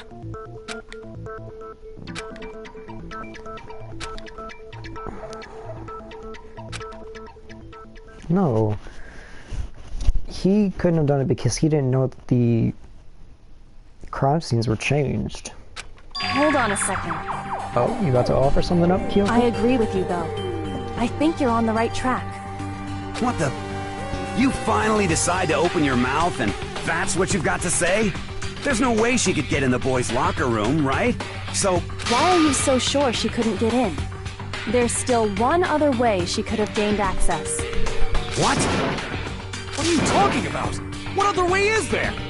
Well, to explain that, why don't we take a little break from the trial? I'd like you all to come see something. Wait. Just what do you think you're doing? Don't worry. This'll make the whole trial more exciting. I'm sure that thought must please you. Huh? It'll make things more exciting? Well, alright then. I declare an official class trial recess. Okay, so I can find out more information. Now then, what is it you want to show us? It better not be boring or I'll be very unhappy. Oh, I have no doubt it'll meet your lofty expectations. So, shall we go? Okay. So before I even knew what was happening, the class trial had been put on hold. We headed off with Kyoko in the lead. Where she took us was... girls' locker room. The girls' locker room? We've already searched this place top to bottom! What are you trying to pull, Missy? I'd like you to examine the victim's body one more time. Be sure to examine the entire body very carefully. Take your time. Examine her carefully? Like using our hands? No way! It's probably best if I don't run my hands all over a girl's dead body. It's not that I'm creeped out or anything, it's just... based on religious grounds, you know? Very well. I'll do it. But you're a girl. You shouldn't have to touch a dead body. Just let one of the boys do it. No, it's okay. I think Chihiro would rather have a girl examine her. So just leave this to me. Sakura. What is this? Some kind of secret girl-on-girl action? Is that what you two are about? That's not it at all. Stop screwing around. Okay, here I go. I'm sorry, Chihiro. Please excuse the intrusion. Putting her hands together in a brief prayer, Sakura then began to quietly examine her body. Be sure to check her entire body, and I believe we will solve this particular mystery. Her entire body? I know you say that, but... What? This is... What is this... What is it? Not possible. It's not possible. What? Sakura's eyes were staring wildly at Chihiro's lifeless form, her massive frame trembled. This girl is... Is what? Is a boy! Oh?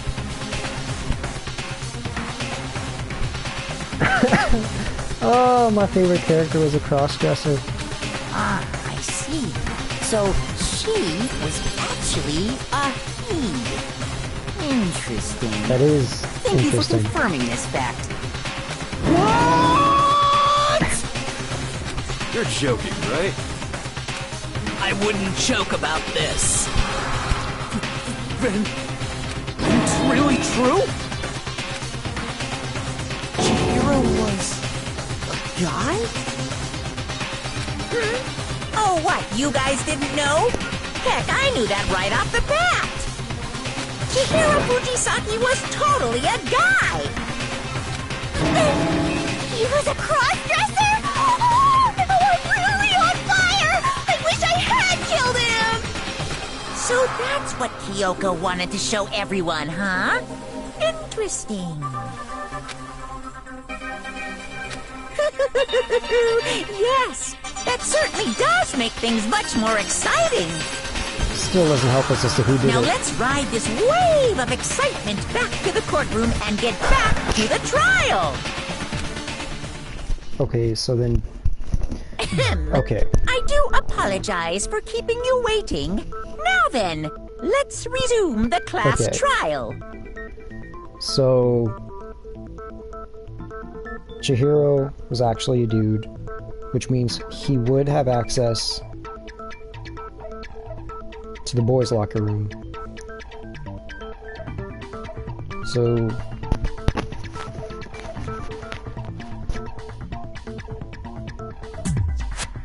Byakuya hung him up and made it look like the genocide Jill killing, but he didn't know about the room change, which would mean that he found him in the girls' locker room. So whoever the killer is moved Shiro's body from the boys' locker room into the girls' locker room, probably got Sayaka or Junko's handbook to open the door, and put them in there, and then changed the posters and the carpet to make it look like it took place in the girls' locker room when it really happened in the boys'.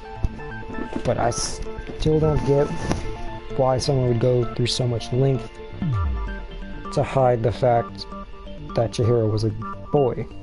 We've all just learned of the shocking revelation that Chihiro was actually a boy. Let's pick up from there. Yes, well, I don't know his reason for hiding it, but the fact is, Chihiro was not a girl, but a boy. That would never cross my mind. It And didn't cross because mine the either. victim was male, he would have had no problem gaining access to the boys' locker room. Assuming his handbook did, in fact, list his gender as male, then yes, that would be true. Of course his handbook said he was a boy. He dressed like a girl, but he was a boy through and through. So then, there should be no issue with Makoto's initial assertion. The victim was killed in the boys' locker room, and was then later moved to the girls' locker room. And the killer could have easily used Sayaka or Junko's handbook to get into the girls' locker room. Right. So Chihiro really was killed in the boys' locker room? I still don't understand the motive for moving the body, but yes, that does seem plausible. Well, I must admit, I did find it rather odd. I knew he felt a little off. There was a certain incongruity to his female body. This is a most titillating situation! So now everything has been connected. All the mysteries have finally become clear. Well, we still Okay, don't know well, who did it. connected or clear or whatever. We still think you're the killer, remember? Very interesting. But This again, has he didn't become know that very the scene was interesting changed. indeed. He's off in his own little I world. think Byakuya just What about you, Makoto? framed it up to put After us everything off. we've learned, do you still think Byakuya's the killer? No. Well, without a doubt, Byakuya is the one that made Chihiro's death look like Genocide Jack did it. But I think he might not actually be the killer after all. What? But aren't you the one who accused him in the first place? That doesn't really mean anything. Just seems to be too easygoing about all this. Like he's enjoying us solving the mystery. The way he's acting, it makes it seem like it doesn't have anything to do with him. And you think that might be because it doesn't have anything to do with him? Plus, the evidence he left behind was a little too... how can I put it? Overt. He consciously chose to use the extension cord, knowing it could connect him to the murder.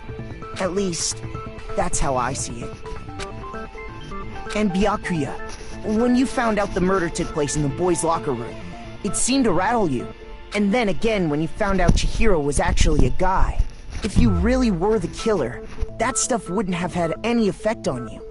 So that's your thinking, huh?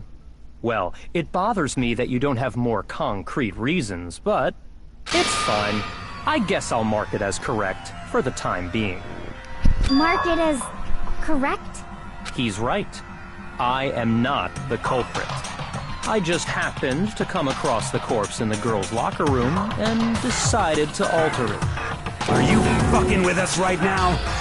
No, I am not effing with you right now. I'm telling you the truth. Well, I find it very hard to believe! Go ahead. Find it very hard to believe. You're free to be executed along with the rest of us. If you're really telling the truth, then why? Why do you do that to his body? My reasons hardly matter right now. Uncovering the culprit is much more important, wouldn't you say? Now then, if it wasn't me, who was it? Well, I don't think I can say for sure without talking about it a little more. You're seriously gonna keep going? We're all good, aren't we? I thought it was clear Byakuya did it. No, I'm with Makoto. If there's any doubt whatsoever, we need to explore every possibility. Because if we're wrong, we all die here. That's true. Very well then. I'm with you too. Damn straight. Count me in. Do you not have a mind of your own? Of course I do. What am I, an ant or something? Anyway, let's discuss this all as a group one more time. We still have time to make our decision.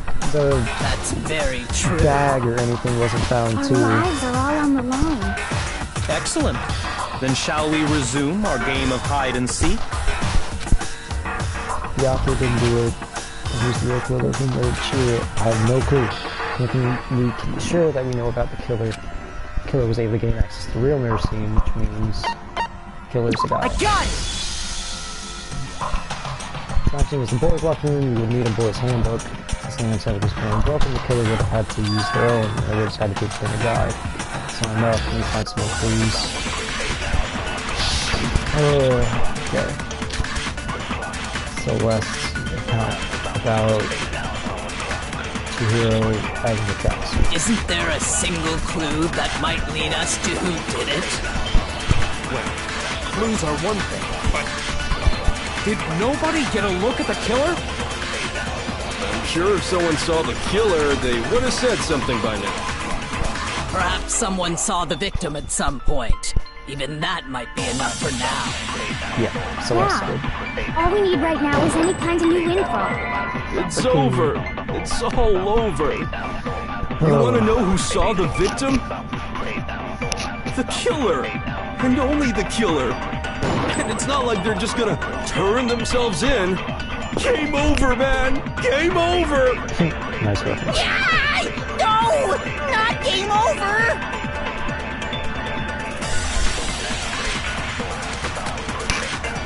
Isn't there a single clue that might lead us to who did it? Well, clues are one thing, but did nobody get a look at the killer? I'm sure if someone saw the killer, they would have said something by now.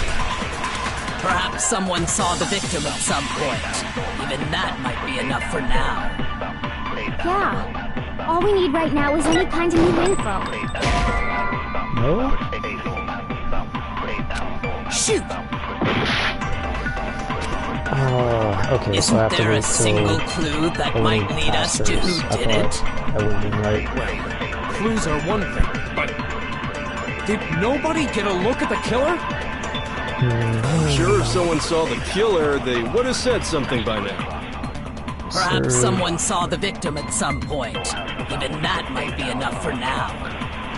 Yeah. All we need right now is any kind of new info. It's over. It's all over. You want to know who saw the victim? The killer! And only the killer! No, what's wrong?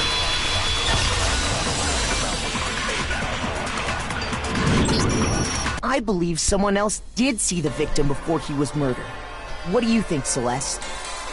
Now that you mention it, yes, I did see him. Huh? Really? Oh, but I suppose only Makoto knows about this. The rest of you had no idea, did you? That is why you're all making such ugly noises. Hurry up and tell us! It was last night, right before nighttime. I saw Chihiro in the dormitory warehouse. I saw him stuffing a track jacket into a duffel bag. And then, I assume, he headed off to exercise. A track jacket and a duffel bag? But we didn't find anything like that at the murder scene. It seems likely that the culprit destroyed them to get rid of I any should check the trash room. And that is when he said something that struck me as rather odd.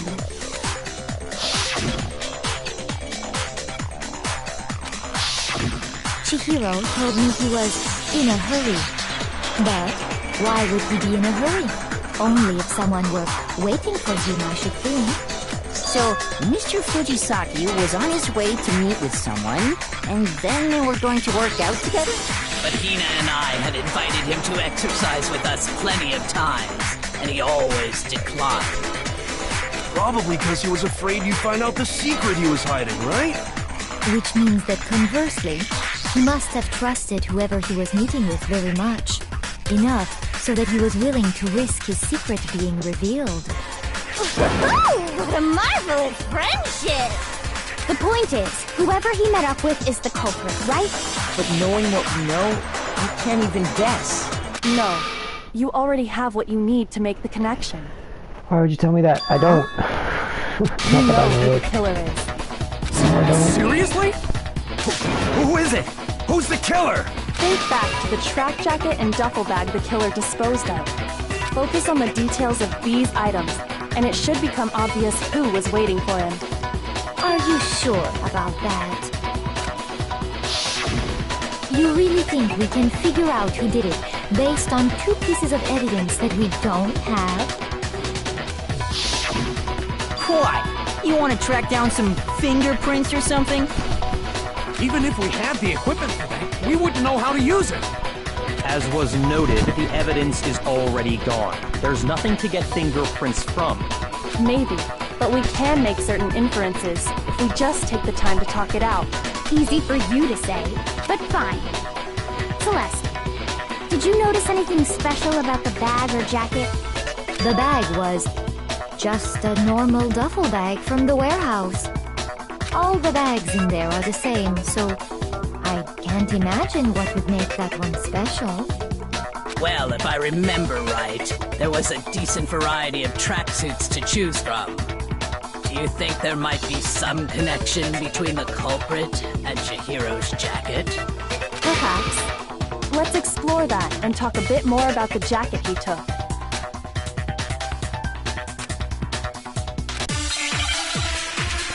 Oh, I don't know. What is that just for Celeste's account still? So I might actually get it in points. First of all, we know where Chihiro was heading. Right. He was on his way to go exercise. Correct. So next we have to ask, why did he choose the specific tracksuit that he did? What do you mean, the specific tracksuit? I got it! He picked that tracksuit because it matched the one the culprit was wearing.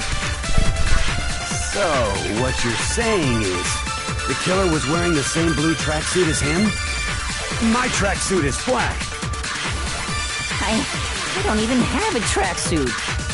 Because exercising sucks. I have a white tracksuit personally. I got it from the warehouse, if you must know. Did any of that really help us get any closer to figuring out who the culprit is? No way. Not a chance. You've heard him, right? What he just said without even realizing it?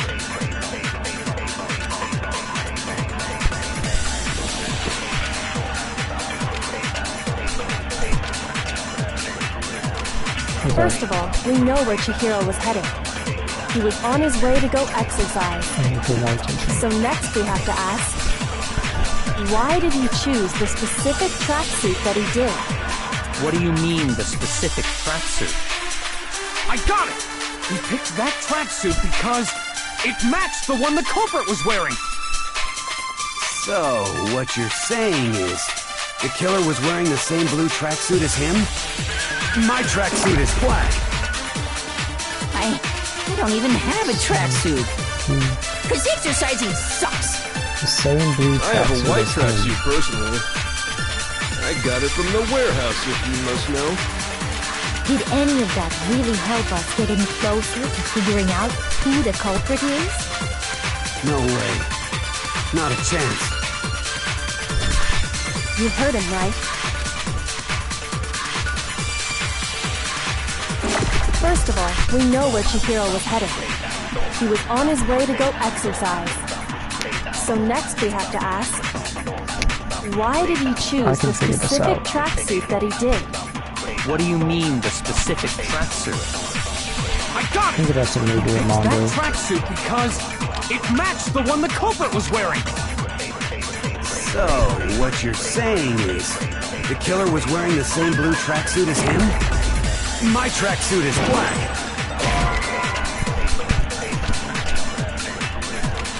Shoot! First of all,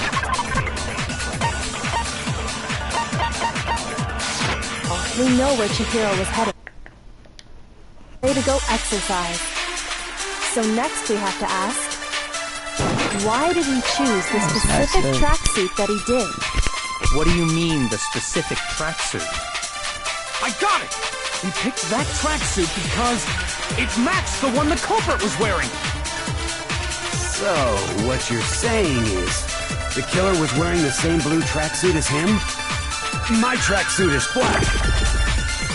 I don't even have a tracksuit. Because exercising sucks. I have a white tracksuit personally. I got it from the warehouse, if you must know. Did any of that really help us get any closer to figuring out who the culprit is? No.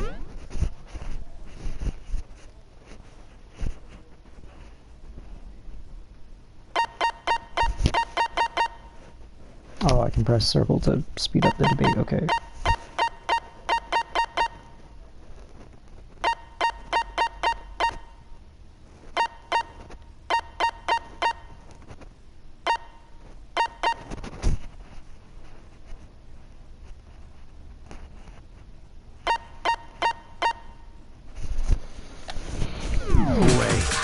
Not a chance. You heard him, right? What he just said without even... First of all, we know where he was on his way to... So next we have... Why did he choose the specific... What do you mean, the specific track? I got it! He picked that tracksuit because it matched the one the culprit was wearing. So, what you're saying is, the killer was wearing the same blue tracksuit as him? I don't know. Shoot! First of all... Hold up, okay, I need to think. Okay, hold up. So what you're saying is the killer was wearing the same blue tracksuit as him. You said my tracksuit is black.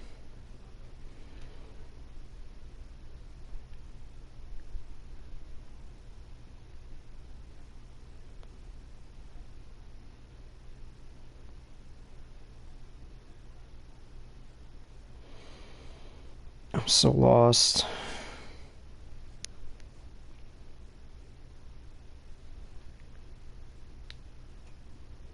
I don't know.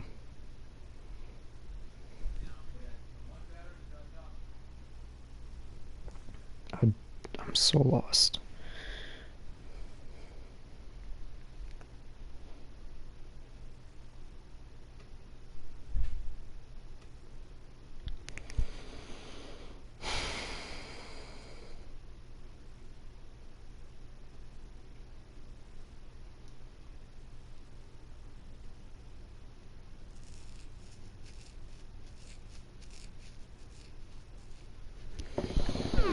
We know where Chihiro was heading. He was on his way to go exercise. So next we have to ask, why did he choose the specific tracksuit that he did? What do you mean, the specific tracksuit? I got it! He picked that tracksuit because it matched the one the culprit was wearing! So, what you're saying is, the killer was wearing the same blue tracksuit as him? Oh? No, that's wrong! I don't know how I was supposed to figure that out. Hold on a second, Mondo. In the dark. What did you just say? Huh? What'd I say? When Celeste testified a few minutes ago, she said... Into a duffel bag, and I'll see you in the left exercise. She never said anything about the jacket's color. She didn't. So why did you say Chihiro's blue tracksuit? What are you... You just... Hey, Celeste. What color was Chihiro's tracksuit? As a matter of fact, it was blue? And before we began the trial, did you tell anyone that? The only one I told about any of this was you. Then, Mondo, how did you know what color Chihiro's tracksuit was? Oh, Mondo, you did Because it? I just... I'm sure he saw the clothes at some point in the investigation. No, that can't be it. The bag and clothes were surely disposed of by the time we began our investigation. Mondo just Then the outed only reason he himself. could have known what color the tracksuit was is if he saw Cherry with it before he died! That's the only possibility! Are you talking about Chihiro? So, how about it? Did you see the tracksuit or didn't you? Just by chance. I just happened to see it last night. He walked past me, and he was carrying the tracksuit in his hands. No, that can't be it either. According to Celeste's testimony... He's in the duffel bag.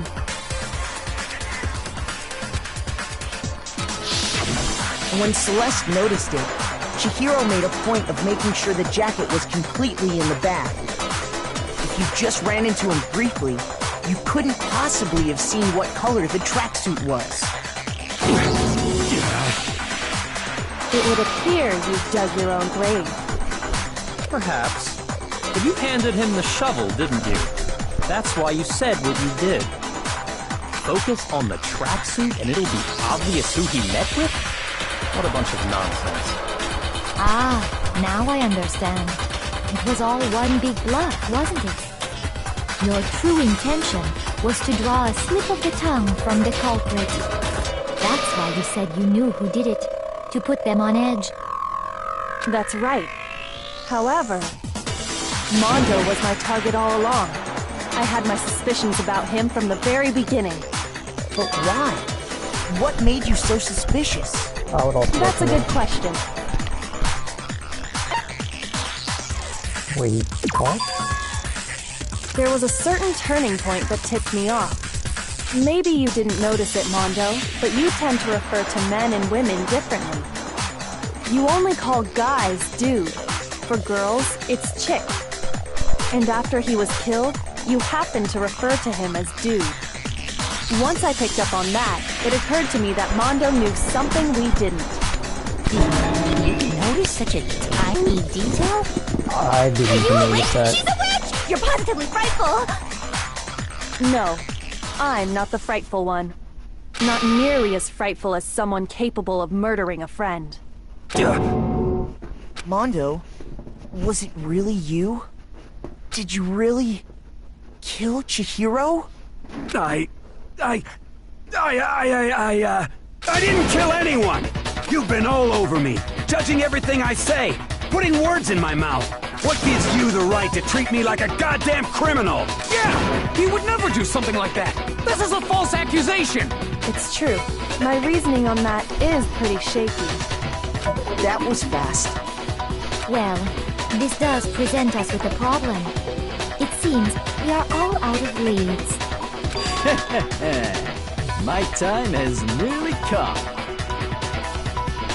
Rock Lee? Not Rock Lee. Mike guy? That's what my little ghost friend is telling me. Oh yeah, that reminds me. Hifumi, weren't you telling me you found some evidence? Really? What kind of evidence? Actually, now that I'm thinking about it here calmly, it might not be all that relevant. Jeez, does your confidence just get up and walk away? It's fine, man. Just tell us. If you really insist, then... here it is. What do you have there? It happens to be an e-handbook. I found it laying on the ground, so I scooped it up.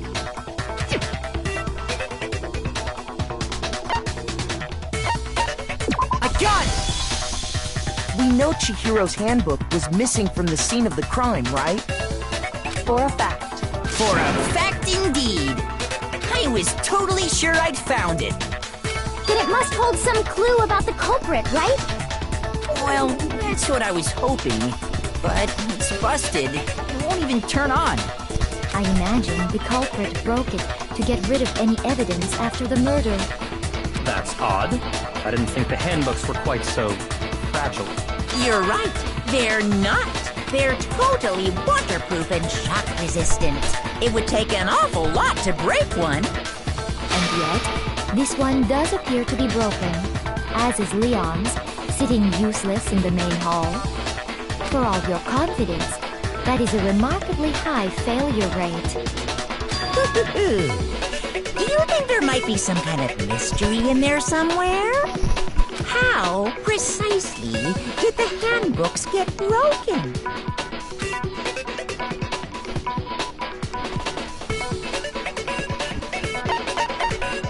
I got it! You already told us before that the handbook has one weak point, didn't you? You remember that? Sure, maybe I let that slip, but I never told anyone what the weak point actually was. But if the handbook is supposed to never break, and two of them broke in quick succession, then we can only assume that someone's figured out its weakness. You know what the weakness is, right, Monokuma? So, what is it? You're asking me? I think it's a necessary piece of information if you want this to be a fair trial. But if I tell you, and someone else decides to copy it, that would be very not good. Just tell us already! Why would we want to break our own handbooks? Oh well, I have a weakness for pushy demands. But you're sure? Then allow me to make a special announcement. The weak point of my cutting-edge e-handbook is... when it's exposed to high temperatures for too long, it will suffer a meltdown and totally break! I flippin' knew it! You knew it? Yeah, because I found the handbook laying on the floor of the sauna. The temperature in the sauna can reach over 200 degrees. Strange how you don't get burnt, huh? It's because as your sweat evaporates, it creates a cooling layer of air around your skin.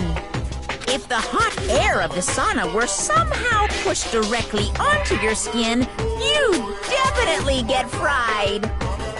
That layer of air would get blown away. That's why you may feel a burning when you move around. So when you're in a sauna, make sure to keep nice and still. Wow, interesting. I learned one new fact today. That is a mere trifling speck of knowledge. Anyway, if you found the victim's handbook in the sauna, then the killer must have been purposely trying to raise its temperature in order to break it. Meaning the culprit somehow knew its weakness. But how'd they find out? Monokuma said he didn't tell anyone, right? Indeed. Quite the mystery.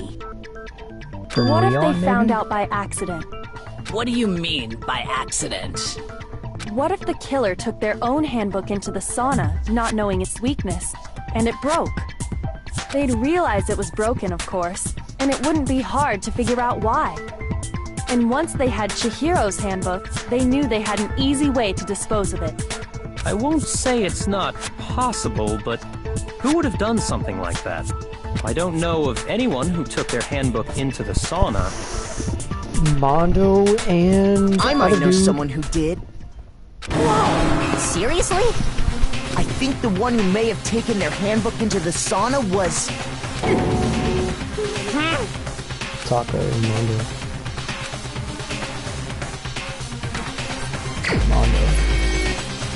Mondo wore all his clothes in the sauna.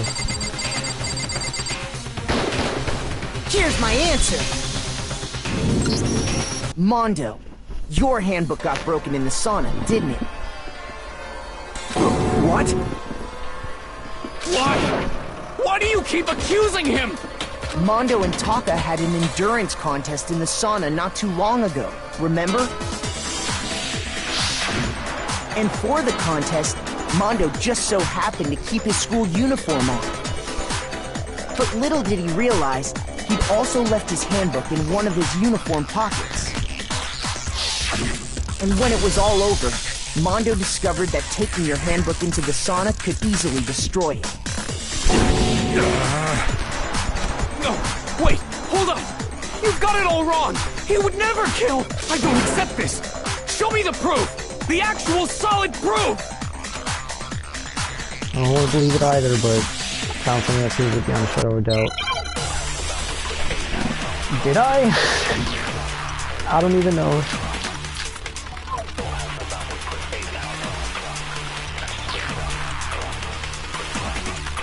Let's test Makoto's assertion. If what he says is correct, then Mondo, you broke your own handbook. In other words, if Mondo's handbook is actually broken, then that proves that what Makoto said is right. Well, my goddamn handbook works just fine! See? Look! Makoto was wrong after all! Mondo wouldn't hurt a fly!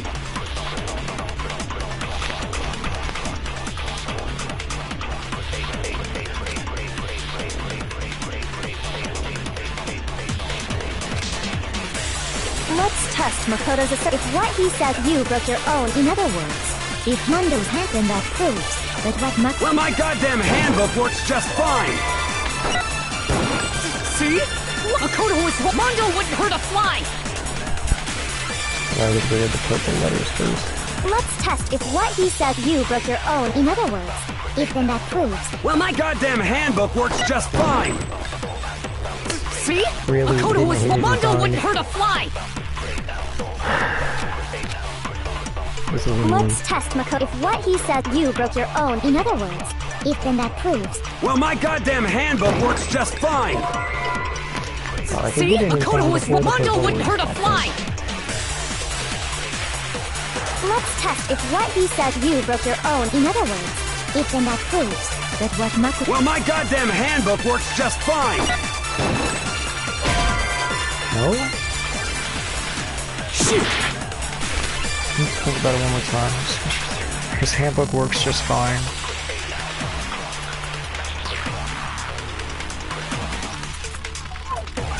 What would contradict that?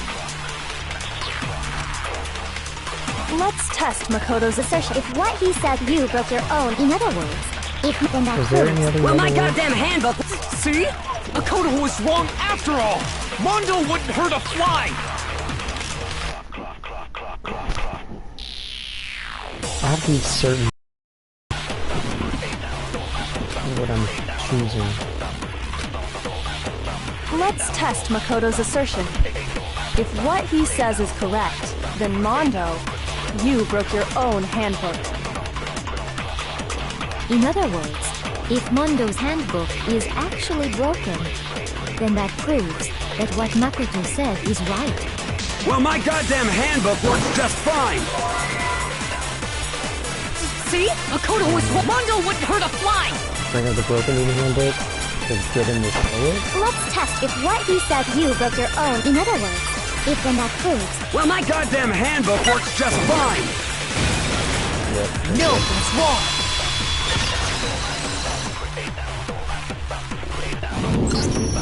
Mondo, the handbook you have right now, is it really yours? The fuck is that supposed to mean? The broken handbook that was in the main hall, isn't that one actually yours? What the heck are you talking about? What I mean is, I think Mondo swapped his handbook out for one that actually works. I think he took Leon's handbook and replaced it with his own. After all, Monokuma said himself that Leon's handbook never should have broken. That's right! The punishment it suffered wasn't nearly enough to destroy it. So then, the broken handbook in the main hall is actually Mondo's, which would mean that the handbook Mondo has right now is actually Leon's, yes? But doesn't that violate the school regulation that says loaning out your handbook is prohibited? Well, here's how I look at it. There is a rule about loaning your handbook to another student, but if they're dead, they're not a student. It's kind of a gray area, I admit. But no worries. If anything, it just makes things more interesting. As such, I decree that exchanging handbooks with a corpse is not a violation of the rules. Well, Mondo, if I'm wrong about this, you're welcome to say so. I'm happy to admit I made a mistake, but... Son of a bitch! What's wrong, bro? Come on! Tell him he's wrong! You are wrong! You have to be wrong! Everything you just said is wrong! Okay, then why don't we look back on this case one more time, from the beginning? That way, everything will become clear, and we'll all see if I was right or wrong. Now I have to retrieve the recreation. Yep. Okay.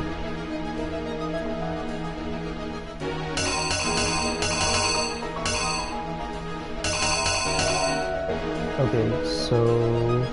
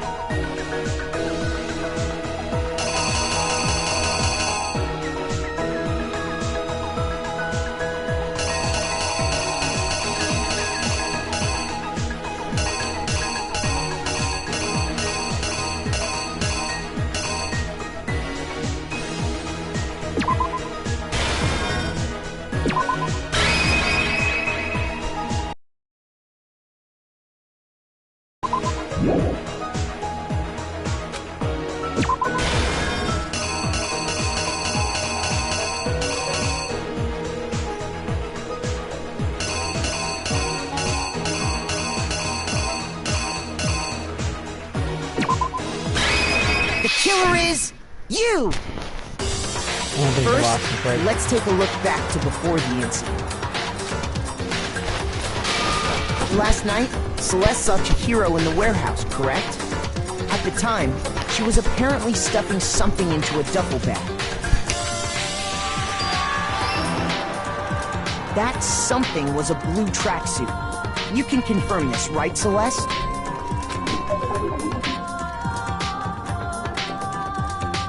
With bag in hand, Chihiro headed out, even though it was officially nighttime. She made her way to the locker room, specifically the boys' locker room. But how could the victim, who was apparently a girl, access the boys' locker room? Simple, because she was really a he, which is why he was able to use his own e-handbook to gain entrance to the boys' locker room.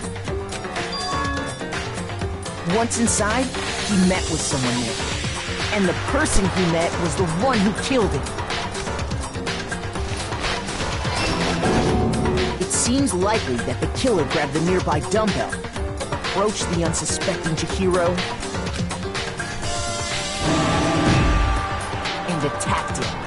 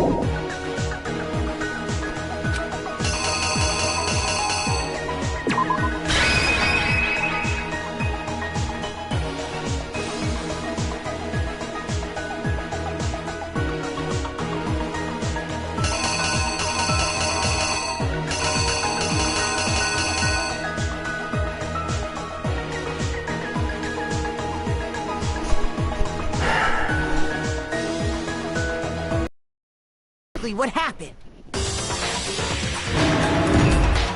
And attacked him. And that's where the bloodstains on the poster and carpeting in the boys' locker room came from.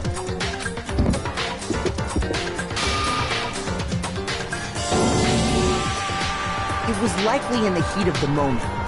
The body was arranged, but the murder itself felt unplanned. Which is why the killer hurried to try and hide the act. First, pulling up the bloodstained carpet, then removing the bloody poster, and finally carrying the corpse into the girls' locker room. A girl's handbook was necessary to get into the locker room, of course, but this alone doesn't prove that the killer was necessarily a girl. After all, Sayaka and Junko's handbooks had been placed in the main hall. Using one of those, a boy could get into the girls' locker room without much problem. And that's exactly how the killer did it. With the carpet and the poster they brought with them, they got to work.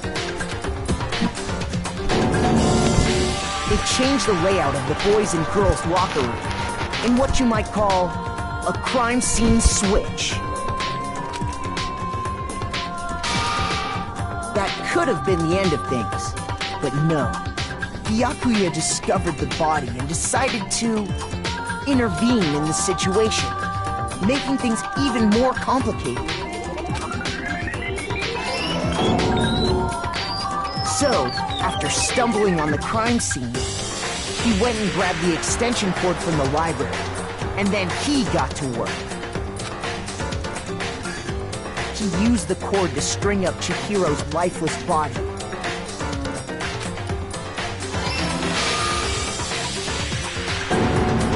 Then, using the victim's own blood, he left a grisly message there at the scene of the crime.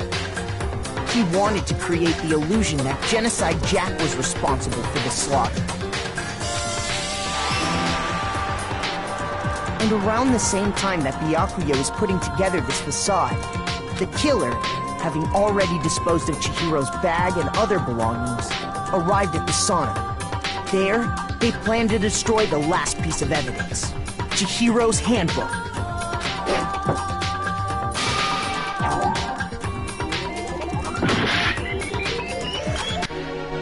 Oh.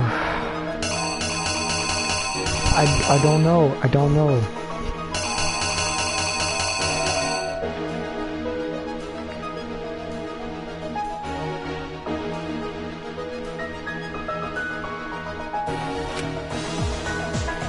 And the handbook got thrown into the room. What happened to it? I don't have anything involved to what happened to it.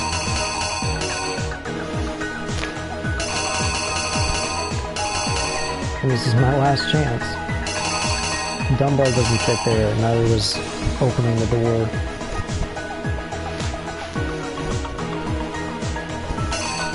I don't...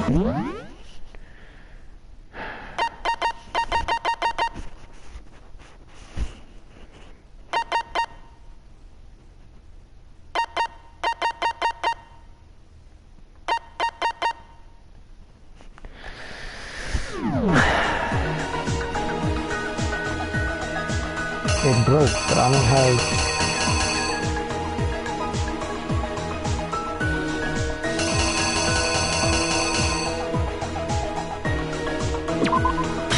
This is literally my last guess, and it's probably not right.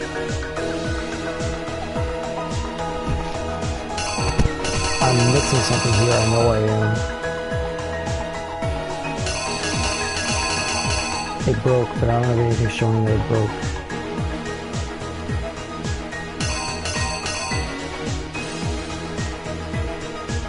The killer is you! This isn't right. Around the killer. That is right? And just as the killer expected, the steamy sauna was enough to ruin the electronic gadget. Somehow, the killer knew that the handbook couldn't stand up to the heat of the sauna. And the reason they knew that is because the sauna had already wrecked their own handbook. And that's how it all played out.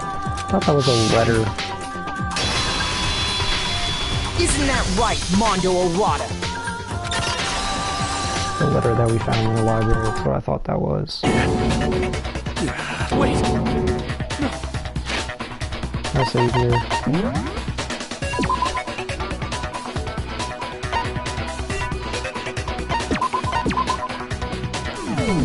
In case I messed up. This can't be right! Where's your evidence? Yeah! Where's your evidence? You need evidence! You need proof! Without any proof, you can't pin any of this on him! It's up early in the trial, focusing on our show Armando's handbook is right now. So you got everything will come clear. New element has been added to bullet time battles. Would you like to hear more? A little bit about fever time and nigga time. During a bullet time battle, if you press the R1 button, fever time will activate and the tempo will be forced to its max.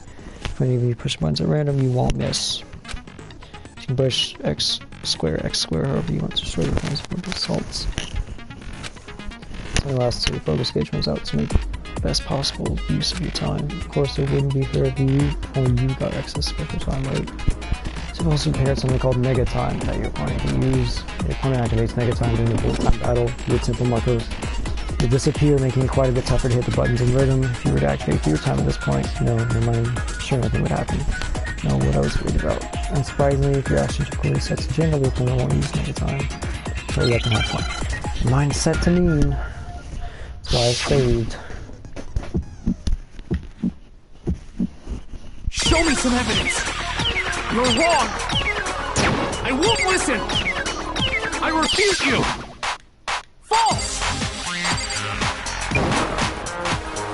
Show me some evidence! I won't listen! False! I refuse to vote!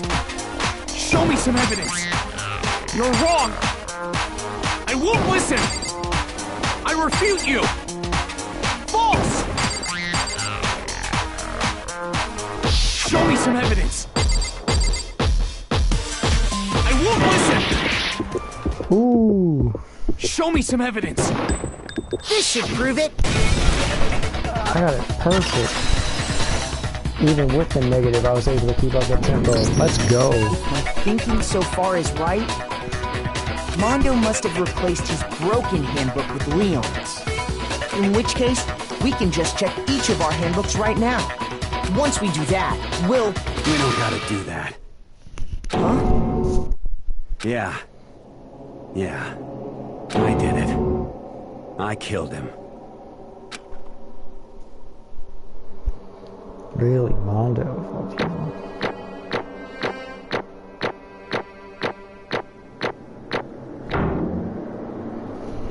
Overall an A.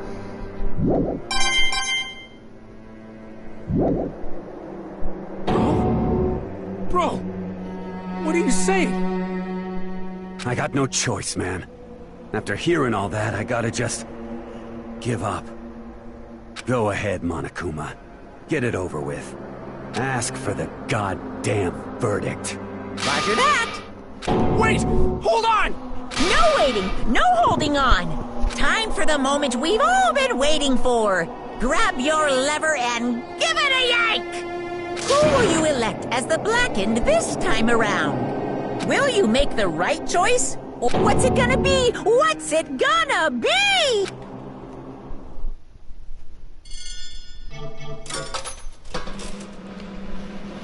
Why'd he do it though?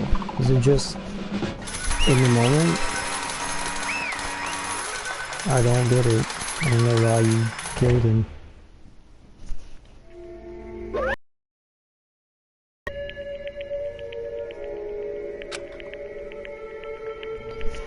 The Blackened that killed Chihiro Fujisaki was... Mondo Owada! Unbelievable. In case you're wondering, the vote was not unanimous. Kyoto chose the wrong answer. You're treading very close to the danger zone, Mr. Ishima. You need to be more careful, Ishimaru. I refuse to believe it. There's no way he would kill someone. Sorry. What is this? Why are you apologizing? Why? Why did you do it? Now then. Looks like Mondo's taking a vow of silence, so I'm going to explain on his behalf. Actually... Story of the murder this time is the sad story of two men. Oh, but for anyone who doesn't really want to hear it, you can hit the 0 button to fast forward the text. I want to know. Anyway, there was once a young boy. His name was Chihiro Fujisaki. He had an extreme inferiority complex regarding his own lack of strength. So weak, even though he was a boy. He had heard things like that as long as he could remember, and he couldn't overcome his weakness. Contrary, he tried to hide and bury himself further and further into that weakness. Take on the fragile form of a petite young girl. He had chosen that as his way out. No, but now nobody will be able to say anything about even though you're a boy. No matter how tightly he wrapped himself up in that shell, the inferiority complex had already taken root deep inside of him and was so easily weeded out.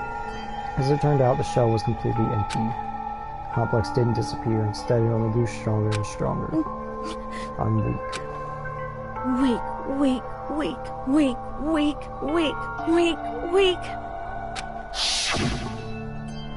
Once the killing game had begun here at the school, he had no choice but to accept this fact. After all, this world's a survival of the fittest. If you're not strong, you don't survive. Then the lovely and hateful Monokuma announced the revealing of the embarrassing secrets, which of course included Chihiro's embarrassing secret, which I was more than willing to divulge. Even though he dresses like a girl, Chihiro is actually a boy. Hey, That was something Chihiro couldn't let anyone find out no matter the cost. If that was revealed, it would be the end. The hardened shell would crack, the armor would fall away. Without a doubt, those around him would torture him more than ever before. Everyone figured being thrust into such a dilemma must have sent him spiraling into despair. What? And yet...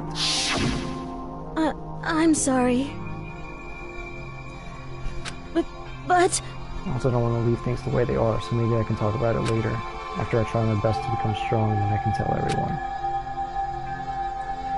Annoyingly, he used the threat of discovery to motivate himself to become stronger. That's right. Now's my chance. I want to I want to change. get stronger and accept who I am. Strong enough so that when someone says, even though you're a boy, I'll be okay, I'll get better. That thought at the front of his mind, he resolved to take immediate action. And so... That day, he made the commitment to begin exercising. He was prepared to retrain his mind and body, but sadly, that would be the first and only chance he would get at it. Hey, When he decided to start exercising, he thought it would be good to ask someone for help, but he wanted to tell that person his secret first and then ask them to help him from there. And the person he went to... Yeah, that's right. It was me. Yep, sure was. The biker gang fellow who had been painfully clear about how importantly his manly promises were. So, Chihiro probably figured that even if he confided in Mondo, his honor would make him keep the secret. Plus, Mr.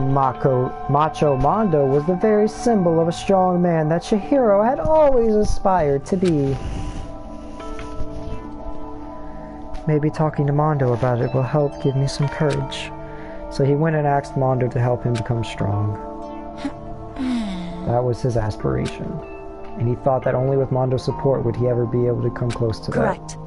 So that must be why Mondo did what he did, to keep the promise he made to Chihiro. Did what he did. That's why Mondo carried Chihiro from the boys' locker room into the girls' locker room. Indeed. That's exactly what I mean. I forgot about that. Wasn't that to cover up what he'd done? Certainly. That could have been part of it, but I don't think it was the main reason. The real purpose was to keep the promise between men he'd made to Chihiro. But... How does moving the body keep a secret? Because if everyone knew he'd been killed in the boys' locker room, then everyone would have been arguing about how she got into the boys' locker room, right?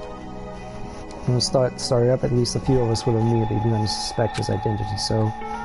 He tried to protect Chihiro's secret by putting him in the girls' locker room and stealing his handbook, see? Then Mondo did all that to keep the promise he'd made to Chihiro, who he'd also killed? Why would he do that? The more I hear you talk, the more I don't understand. I mean, you guys trusted each other, right? So why? Why did you... Because no matter what, I didn't want anyone to know. I knew it. So that's what triggered it after all. Possibility of having embarrassing memories and secrets exposed. What is this? That's impossible. Nothing could have been that bad. Something he didn't want anyone to know, even if it makes sense. You're wrong! It's impossible. Don't make me repeat myself. How many times must I repeat myself? To judge others by your own standards is the height of folly. Even if you can't comprehend it, he obviously can. That's all there is to it. Well, while we're on the subject, why don't I tell you? That embarrassing memory, that secret he didn't want anyone to know. You know what Mondo did? He killed his own brother.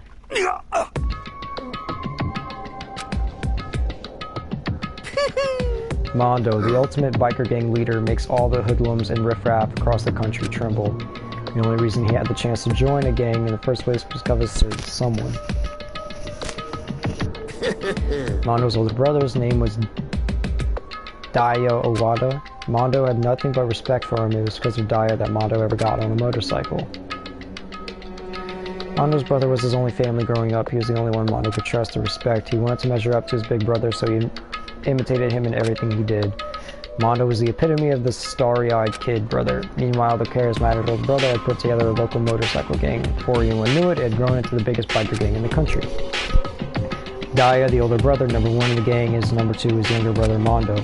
In the beginning, everything was peaches and gravy, but when Mondo started to think about how he would have to take over the gang from his brother someday, his brother's greatness and his reputation began to gnaw on Mondo's very soul. He's gonna take over for Daya, huh? Daya created this gang with his bare hands. Mondo's just along for the ride.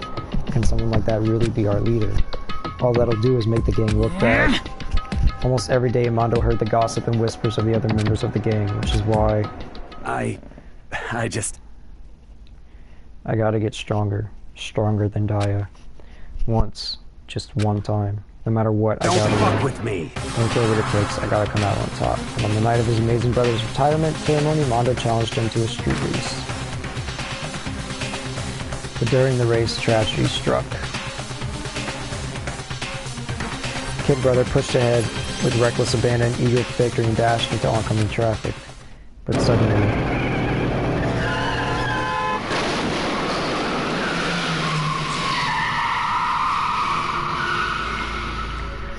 Laying in his kid brother's arms, the older brother delivered his final words. My bad, kid. I f***ed up. Sorry. Of course he knew it was his brother's fault, but Daya never blamed him for what happened. Kid, the rest is up to you. No matter what, you gotta keep the gang together. Because it's the team you and me put together. It's a promise between men. Decided to hide the truth of what happened from everyone else in the gang in order to keep the gang together and keep the promise to his brother. He could never admit to anyone that it was his own weakness that had caused the accident, and as a result, the team was made even stronger under the banner of the kid who bested his big brother. Daya was going to lose to his kid brother, so he got stupid and got himself killed. That became the explanation for what happened. Mondo's lie became the truth. He wanted to lead the team so bad he was willing to tell all kinds of lies about his brother. I just... Strong. Yeah. Strong. And yet, as soon as our killing game began, he realized no matter how tough he pretended to be, he was just another weakling that could die in an instant. And then the hateful Monokuma announced the revealing. At that point it was clear I wouldn't have problems shedding light on his secret. Mondo killed his own older brother. No matter what, I couldn't let the other gang members find out. If that happened, everything would have been ruined. Everything me and my brother worked to create would have been destroyed. His death, all the guilt I've been carrying around, it would have been for nothing. So that's why I, Mondo. After I saw what Monokuma had on me, my head filled up with a kind of fuzzy uneasiness and just started swirling around. I'd never felt anything like it before. I didn't know what to do about it. I wasn't sure what to think or say, but after a while that fuzzy uneasiness turned itself into a rock-hard lump of anxiety way down in my stomach. It was right around then that Chihiro asked me to start working out with him. Right there, he told me a secret. Seriously? Jesus. I'm sorry. Yeah, sorry I lied to you. But why? Why now? Why are you telling me this all of a sudden? Because, I mean, you kept that secret all this time, right? If anyone found out, you would... But... You're right, but... I want to change. I wrapped myself in lies. I'm weak. I want to destroy that version of me forever. His words were like a knife in my gut. I felt like he was exposing the lie I'd been living myself. I have to change. I don't want to be weak anymore. You're so strong, it can't hurt you, right? Whatever secret Monokuma might tell us. You piece of... So what, you're saying I should just say it? What? You're saying if I'm... What? If I really am, I should just be able to tell everyone my secret? Huh? I was jealous. I was jealous of Chihiro's strength. He had the strength to face his own weakness, to try and overcome it. It was the kind of strength I've never had, so I was jealous of him. And that jealousy broke me. What? You making fun of me? I'm strong? Are you making me right now? No! I'm not making fun of you. You really are strong, Mondo. Felt like I could hear something starting to creak. Something inside my head. What did he want me to do? What was I supposed to do? Was I supposed to just sit back, let my secret get revealed, and ruin everything? What's wrong? Damn Why did you have you! to tell me all that? Are you trying to rub my failure in my face? I no, just I just wanted to... really admire you. I admire your strength. Yeah, that's right. That's right, I am strong. Strong, I'm strong. Strong. Stronger than you. You son of a bitch! And stronger than Daya. I don't remember anything after that. When I woke up again, he was laying at my feet covered in blood. I had the dumbbell in my hand, and I was just staring at him down on the ground. I killed him. I killed Chihiro. Even after all this time, I'm still just as weak as I've always been. And thanks to that, I did something I can never take back. Mondo. He was normally so aggressive, so angry. He hid that weak side away from everyone. That was his secret. A weakness like that lived in a heart like his, and it turned him cold-blooded.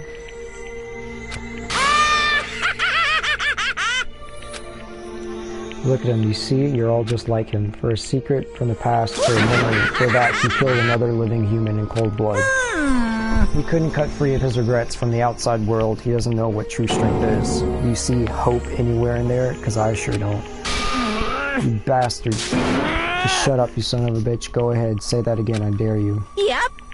Okay, I'll say it as many times as I want. So what I want to say, but unfortunately I cannot do that right now because the time for punishing is fast approaching.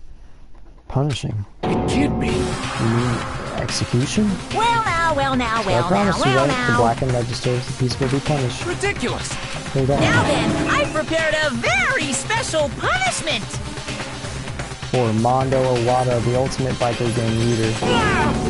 No, wait. Let's give it everything we've got! It's punishment time!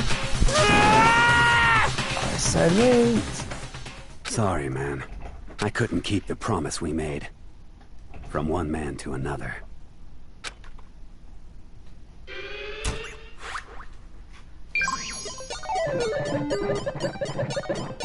Probably gonna end the stream after this.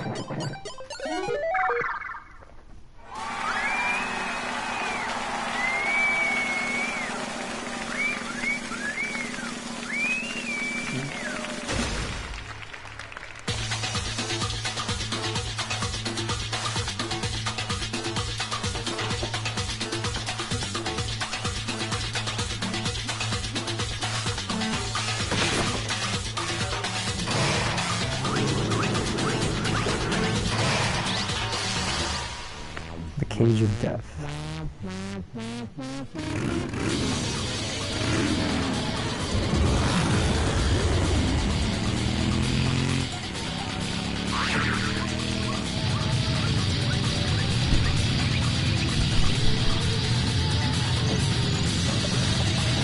This centrifugal force just gonna kill him?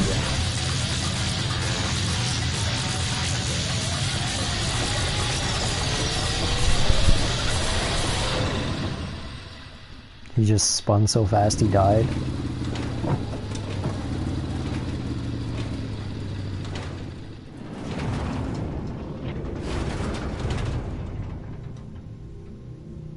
His body's not even there. Oh.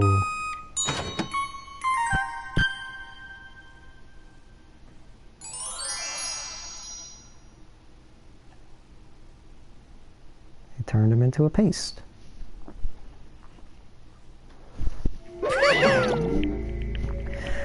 Laugh at death and your soul will forever be at peace. It can't be. My brother.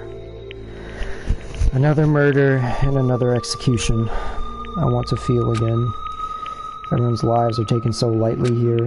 I feel like I might be going mad. Maybe I'll just let it happen.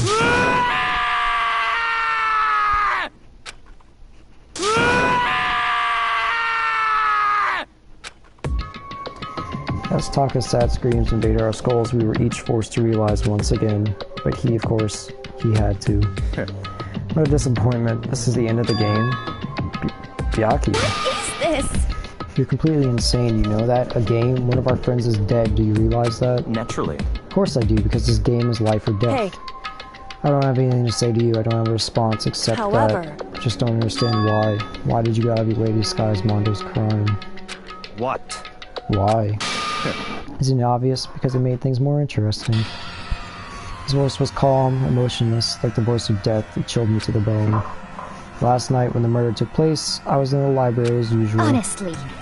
So you ignore the nighttime rule too. It will never matter to me. I don't recall agreeing to it. There is nothing to be done. I don't particularly care. Please continue. Happy late, and I decided to return to my room just when I stumbled upon him. Spotted Mondo coming out of the girls' locker room. After Dawn looked inside and saw the corpse. You knew this entire time. You actually witnessed the murder. Such a fool, he didn't even have the slightest idea that I'd seen him. Well... So you're saying you knew who the culprit was from the very beginning? That's right. Indeed, but if that had been the end of it, how boring would that have been? I mean, what a waste of time that the answer revealed right at the beginning. So I decided to lend a little helping hand. I thought it would liven things up. You did all that to liven things up?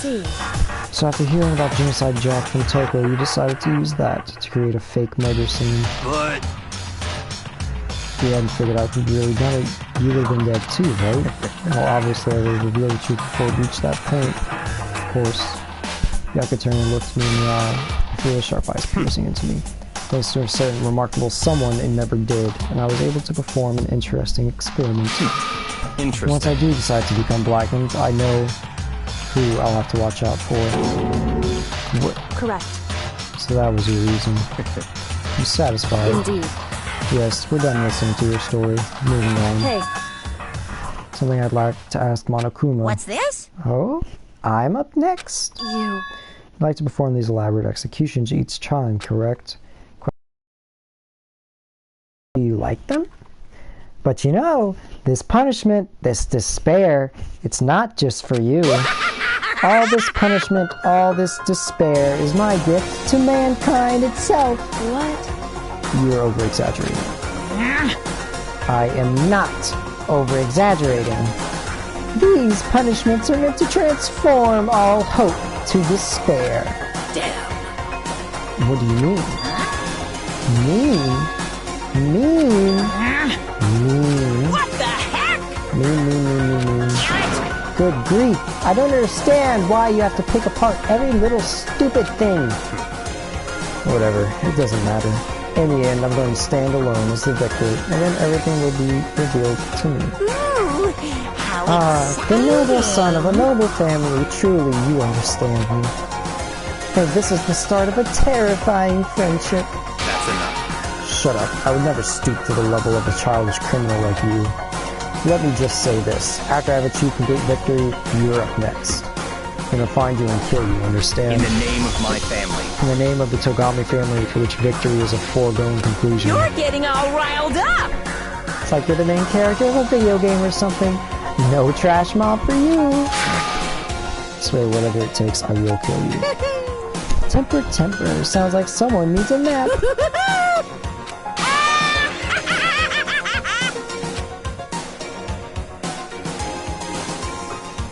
Monokuma's laughter peeled across the courtroom and the curtain closed on the case of Chihiro and Mondo. But I knew that wasn't the end. Killing game would still continue, because the mastermind wouldn't let it end. For those of us who were still alive, our worst fear and despair kept on multiplying. It was the kind of despair that felt like a blind puppy in hell had more of a future than us. All of our courage, our effort, our friendship felt like it amounted to nothing at all. It was the worst kind of despair. Well, anyway, like I was saying, this is a pretty good spot. Yeah, a really good spot.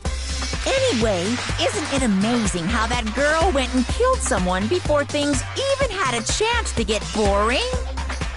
Once things really get moving, it'll be like a roller coaster. There won't be any stopping it. Fear and despair charge forward at a speed nothing can hope to match. But I must admit, I'm disappointed. I went to all the pain and effort of making you part of the group, and you couldn't play your part. You do remember you were supposed to make the first move, right? Well, no biggie. Nothing we can do about it now, so just do your best to make things more exciting from now on, okay? After all, that's what everyone wants to see. There's one thing I'd like to ask you. As long as you don't want to know my measurements, fire away! Who is it? The 16th high school student, I mean. Ooh. My, you really took me by surprise there. I know I said you could ask anything, but... Super denied, ultra denied, demonic denied! Because you see, that's my ace in the hole. And nobody'd be dumb enough to reveal that, right? No matter how close they were to their friends.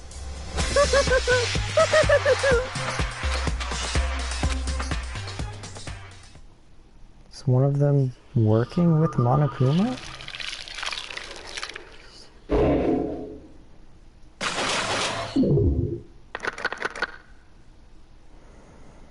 Only 10 of us left. Alright guys, I shall end the stream there.